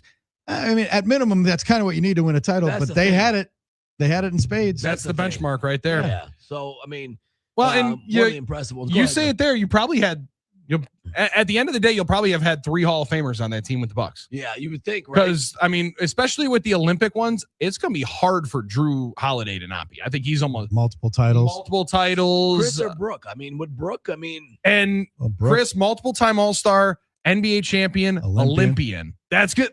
Those are real cases right there. I think you might get 4 guys from that team in, right? Oh, so you're saying Brooke too? Yeah. Well, the threshold potentially. The threshold in the NBA in basketball. It's a basketball Hall of Fame. For sure. Lower. It's been lower. So yeah. Well, and he had some college success too. I mean, he was well known in college as well. You kind of forget his time with Brooklyn and everything. Brooklyn years. Yeah. Brooklyn years. If he's still their all-time leading scorer. Yeah, he's going to be in the conversation. That's fair. Yeah. That's a good one. Yep.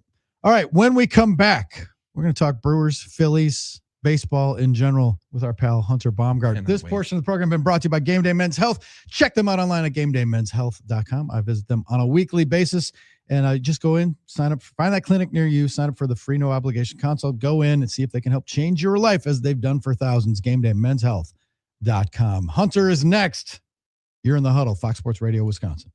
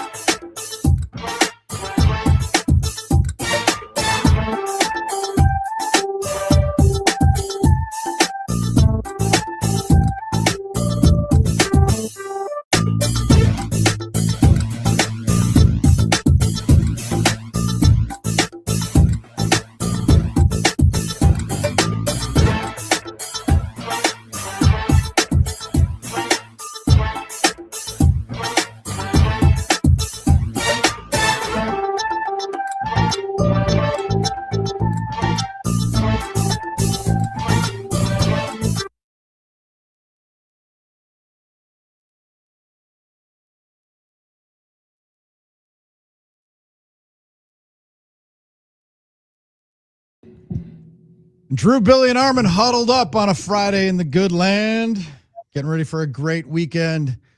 And we're happy to expand the huddle right now and say hello to our pal Hunter Baumgardt. Hunter, welcome. Good morning, guys. How are you? We're better now. Excellent. We're glad to have you talking some Brewers and Phillies for the weekend.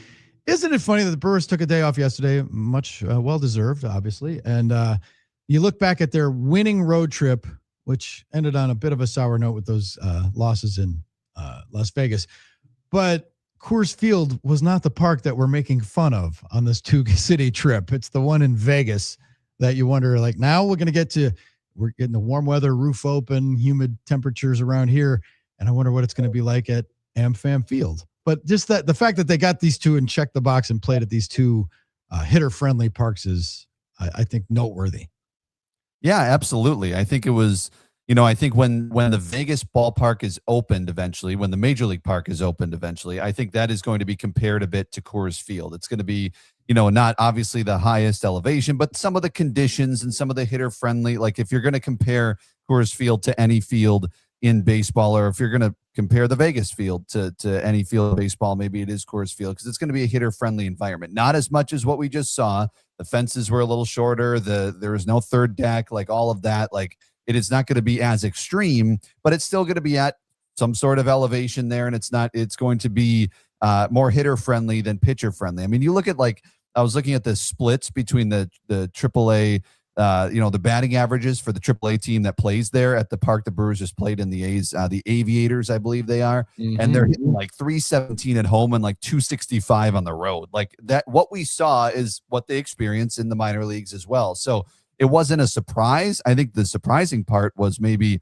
just how extreme it was, especially in the first 2 days with the wind blowing out. The wind blowing out, it wasn't blowing out as much then in the third game, and you saw a lower score.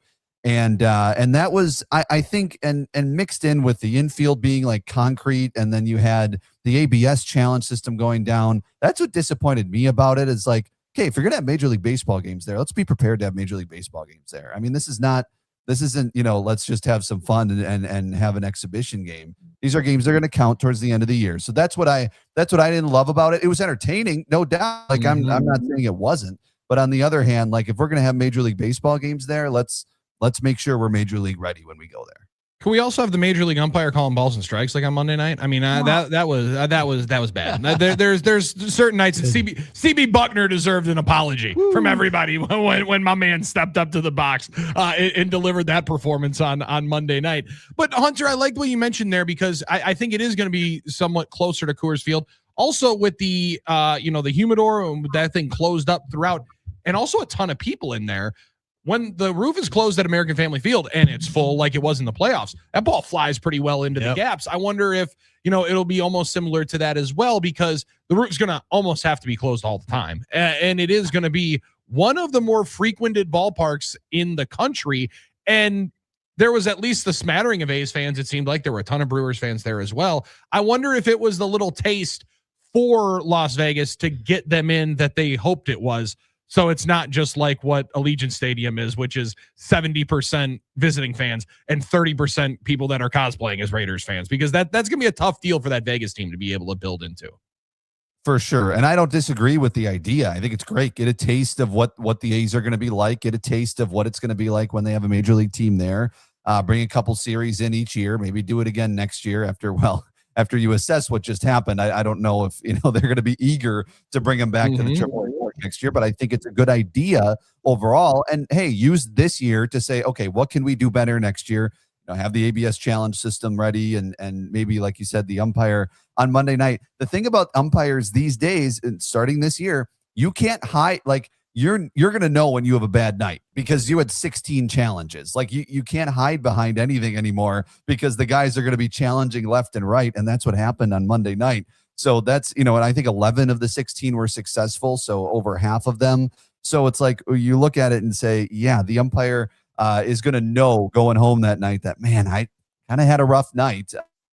Easy to judge when you have that many challenges in a game. So, everybody was kind of obviously getting used to that park on Monday, and then you saw everything tamed down a little the next two. The other thing about it is like, now when you look at Kyle Harrison's season or you look at Robert Gasser's season, it's like, we're going to have to do the thing where we say, his ERA is this, but if you throw out that game in Vegas, it's looking exactly.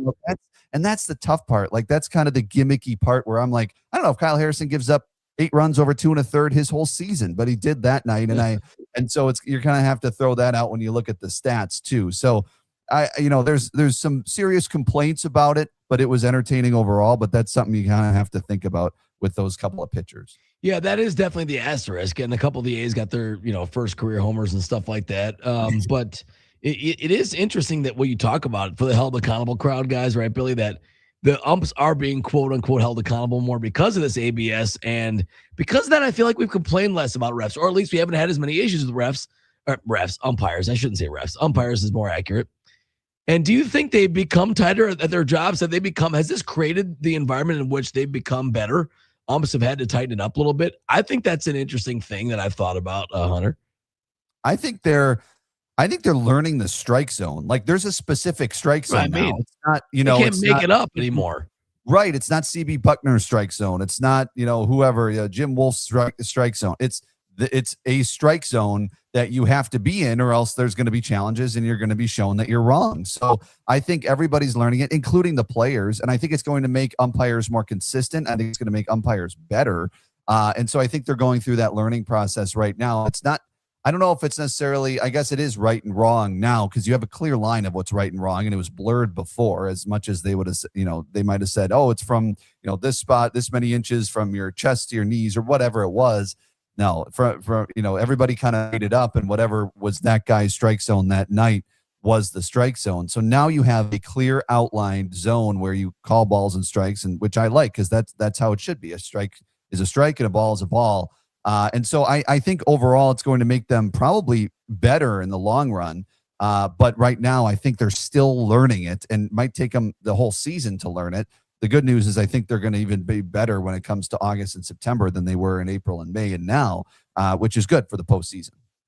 Hunter Baumgardt joins us. Thanks to our friends at Import Minded, your trusted source for exceptional vehicle care, South 27th Street, just north of 894.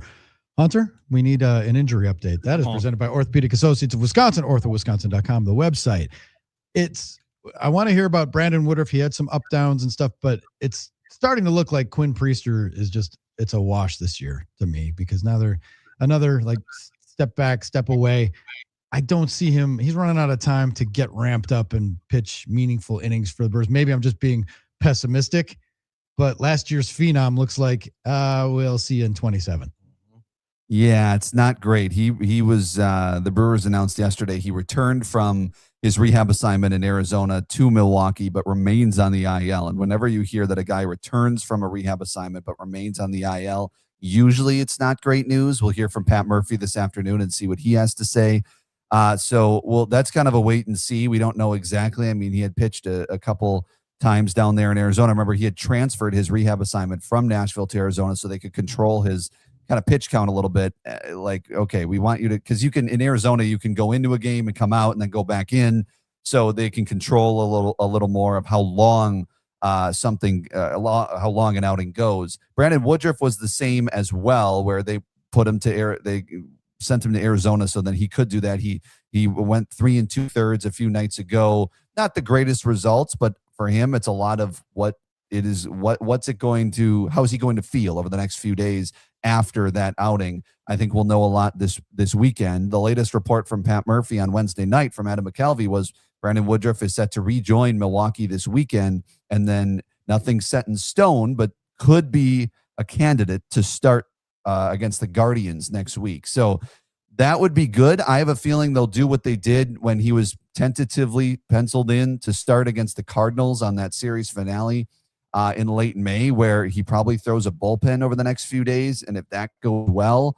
maybe they say, all right, we're good to go. And obviously it's a collaborative decision, as all of these decisions have been with Woodruff and with the team. But what have we heard Woodruff say since the snow was flying in February? I want to pitch for the stretch run and into the postseason. So as much as we want him to pitch in mid-June, as much as the Brewers are paying him, everybody knows they want Woody down the stretch. Woody wants to be healthy down the stretch. The guy's missed, a bunch of these playoff runs. So they're not going to take any chances, I don't think, with him starting a game before he feels fully confident that he can go out there and be effective. All right, somebody that's been more than just effective in his games has been Jacob Mizorowski. Starts here tonight against the Philadelphia Phillies. Now, I don't know, Hunter, what kind of frosty buildup there will be after the Phillies had their problems with him making the All-Star team last year. I'm wondering if he's going to dust somebody. Schwarber might want to watch out on that first high fastball at 103 right near the chops. I'm doubting that at all. But he has been not just magnificent in the strikeout numbers. The length is what's crazy to me. 4 of his last 5 starts, he's finished 7 innings.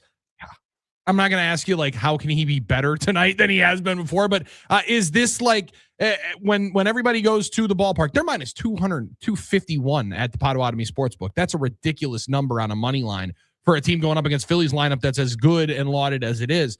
What's the expectation tonight, and how excited are you to be able to get your eyes once again on Jacob Mizorowski? Because it always feels kind of special.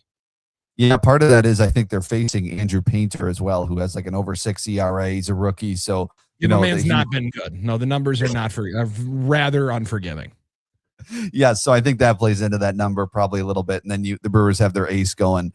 Yeah, I mean, look, 7 innings out of 4 out of the last 5. I mean, everything when he came up last year, which was almost a year to the date. It might have been June 12th of last year, actually. Might have been a year ago today that he came up and pitched against the Cardinals.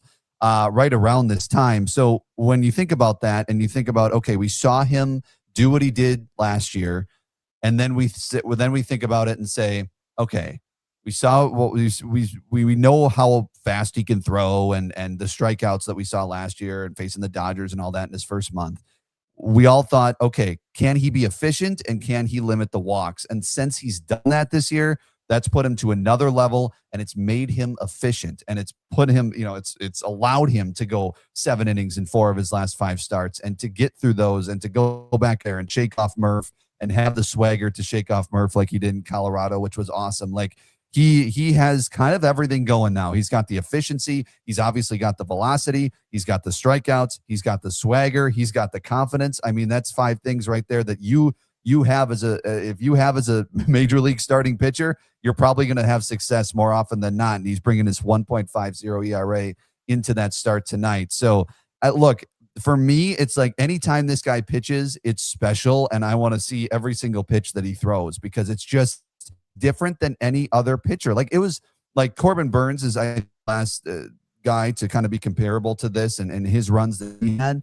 But otherwise, like this is just a different level where it's, sure, like other guys are fun to watch pitch, but there are a few guys around Major League Baseball that you say this guy's must see TV, and Jacob is around 100%. All right, now reach back, give yourself a pat on the back. June 12th, 5 innings, no hits, 4 walks, 5 Ks for Jacob Mizorowski in his Major League debut. That's pretty impressive stuff right there, Mr. Baumgardt. As well done. Now maybe you could say that was the most impactful acquisition last year was the call up on June 12th, or was it the day after when this group went for Brewapalooza and Aaron Savali said, this son of a gun comes up here and shoves for 5 innings, no hit ball, get me the hell out of town. And then you go and grab Andrew Vaughn.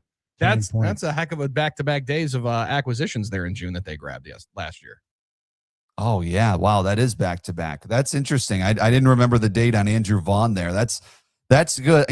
Guess who played third base for an inning the other night? Mr. Andrew Vaughn. That's when I knew it was time for me to go to bed, Hunter. That was right after the Knicks finished the 29-point comeback, and I was trying to figure out if it was a dream or not. Then Andrew Vaughn lined up over at third base and said, "All right, hallucinogens are kicking in. Let's get up out of here.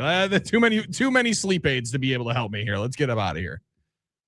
I don't know. I don't know. I'm interested to see. I might ask Murph today about it just to see if that could be something they're thinking about a little bit because, he hadn't played any position in any game outside of first base since 2022. He played a lot of outfield in his first 2 years in the majors in 21 and 22, but he had not played any position. That was just his 3rd game at third base. I know he only played 1 inning and Terang went to short and Rengifo went to second and they switched it all around.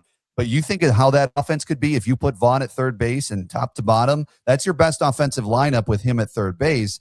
And you have Terang at second, and then you put like Hamilton at short, and then that's probably your best offensive lineup. Is it viable for a team that loves to put defense first? I don't know, but I don't know with the production you have not gotten from the left side of your infield, and with what Andrew Vaughn's doing, 370 batting average. I bet it's tempting. It's so interesting. The creativity of that is interesting, though, if it does work out. Right, so when the Brewers got Moustakas and then with Shaw there and they're moving everybody around the infield, it's just so interesting. Yeah, but that was the shift era where I it get wasn't, that. you know. Yeah, where you could manipulate so much of it, right? That was a little bit different. Hey, Hunter, though, it's funny because you're talking about the left side of the infield. I don't know if you got hoodwinked, but many did. They were on it. Because when Cooper Pratt wasn't in the lineup for the Sounds yesterday, like the social media went ablaze that he was getting called up. And that's why our current electric superhero, well, we probably should have included the Nashville Sounds social media team. Amen. They posted a picture of him in uniform saying, he's here. Source, friggin' Nashville Sounds Twitter. And then they doubled up on they that. had our boy Gasper hook, line, and sinker. He was ready for it. Yeah, and then they doubled up on that with a little blast at the Durham Bulls social media team as well. But they took care of that. But there was a moment when hearts were fluttering that Cooper Pratt was coming to Milwaukee. Hey, every time Jet Williams or Cooper Pratt's not in that lineup, or Luis Lara, people, their antennas are going up because they know at any time it's possible. I think I've given up on trying to guess when this is going to happen. It'll happen when the Brewer, and Matt Arnold talked to Adam McCalvey the other day and said, you know what, this major league team, the chemistry is good. We're winning. Yeah. Like, there's something to be said about not disrupting things. However, on the other side, like, if you can upgrade at a position because of how poor the offense has been on that left side, specifically Ortiz and Rengifo, Hamilton has been a little bit better. Then I think you should absolutely look into it. But I get what you're saying. If this team was where the Cubs are, right, 35 and 34 on the season, I think this move would have been made already or be at least imminent. I don't know if a 41-25 team is as ready to make the move. And the interesting part of it is Matt Arnold actually saying disrupting the chemistry. I just wonder how much that 2022 move of Josh Hader still rings in their heads of the experience that they went through of being where they were, trading him away. And I'm not saying, Luis Rengifo, David Hamilton, Joey Ortiz, or Josh Hader, but it's something that is probably in their back of their mind of an experience they went through in their career that, okay, we know what happened then. We don't want to necessarily have that happen in 2026. Love that. Hunter Baumgardt, thank you for hanging out with us. We appreciate it. And we will see you at the ballpark this weekend. Yes, 5:30 for the baseball pregame show this evening, getting us set for Brewers and Phillies. And thanks, guys. Have a great weekend. You bet. You're the man. All right. Hunter exits. Now, we haven't talked about it. We know it's a huge sports weekend. Big day for Armen on Sunday because it's Flag Day. Big day for Flag Day, yeah. And that's when we start looking at standings. And that marks a week away from Father's Day. And our friends at both Iron Jock and the Milwaukee Admirals have Father's Day specials for you. Bundles, if you will. Go to ironjoc.com and check out the bundles. There's 3 of them available for Father's Day purchase. And the Admirals have their hat trick as well, where you can get 2 vouchers for a game in October, November, December, and a hat for Dad. That's for the one just to get. $49. You can do that at MilwaukeeAdmirals.com, but do it today if you want it shipped in time, guaranteed, for the Father's Day delivery to get it on the Saturday before. So check that out if you're shipping it. But if you want to buy it in person, the Admirals office will be open Monday through Thursday business hours. So check them out. ironjoc.com and MilwaukeeAdmirals.com. When we come back, we'll close up shop. Time already. Time flies when you're having a good time. As we are on this Friday, we're going to have our Wake and Bake story from HappyPlaceHemp.com. When we return, you're in the Huddle, Fox Sports Radio, Wisconsin.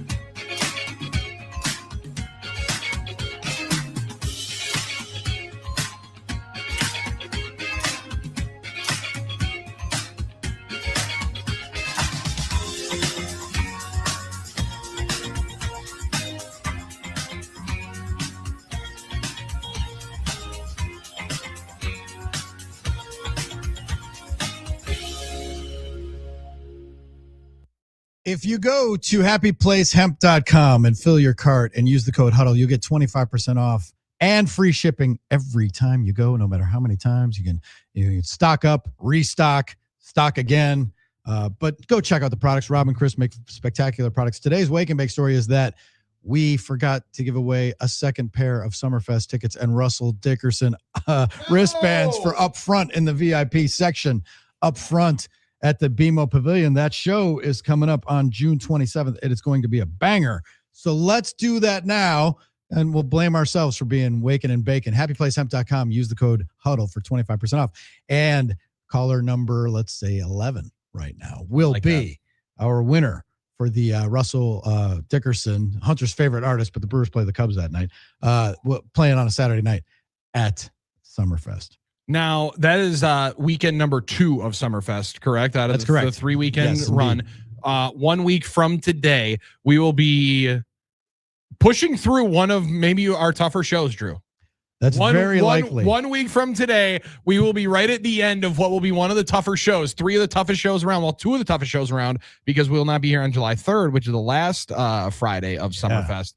I'm not hating that. I'm excited. I'm excited. Drew, we're gonna be here for you because listen, that day 1 of Summerfest feels like, I mean, that's Super Bowl day for you, right? It is. It's like a high school reunion, Super Bowl. It's all of it together. Do we still do the Big Bang fireworks? Because if that's the case, it's gonna be hard for you to be getting to bed at I'm any sure point. we will. That And Aura that'll ring make is gonna it- be screaming at you. I'm just resigning myself to no sleep that day because my dog's a basket case when the fireworks are going off. And it's rough. Happy Place Time Pet Products might also be able to help out. I'll probably be Come on now. grounds watching a show anyway. No, we'll that's see. fair. You'll be there anyway. All right. Thanks to Hunter Baumgardt for joining us and Dolph. It's going to be a great sports weekend, great weather weekend after a tough couple of days. We will see you on Monday at 5 a.m. We'll have game balls and kicks and hopefully recap a glorious sports weekend. See you then. See you in the club. Peace.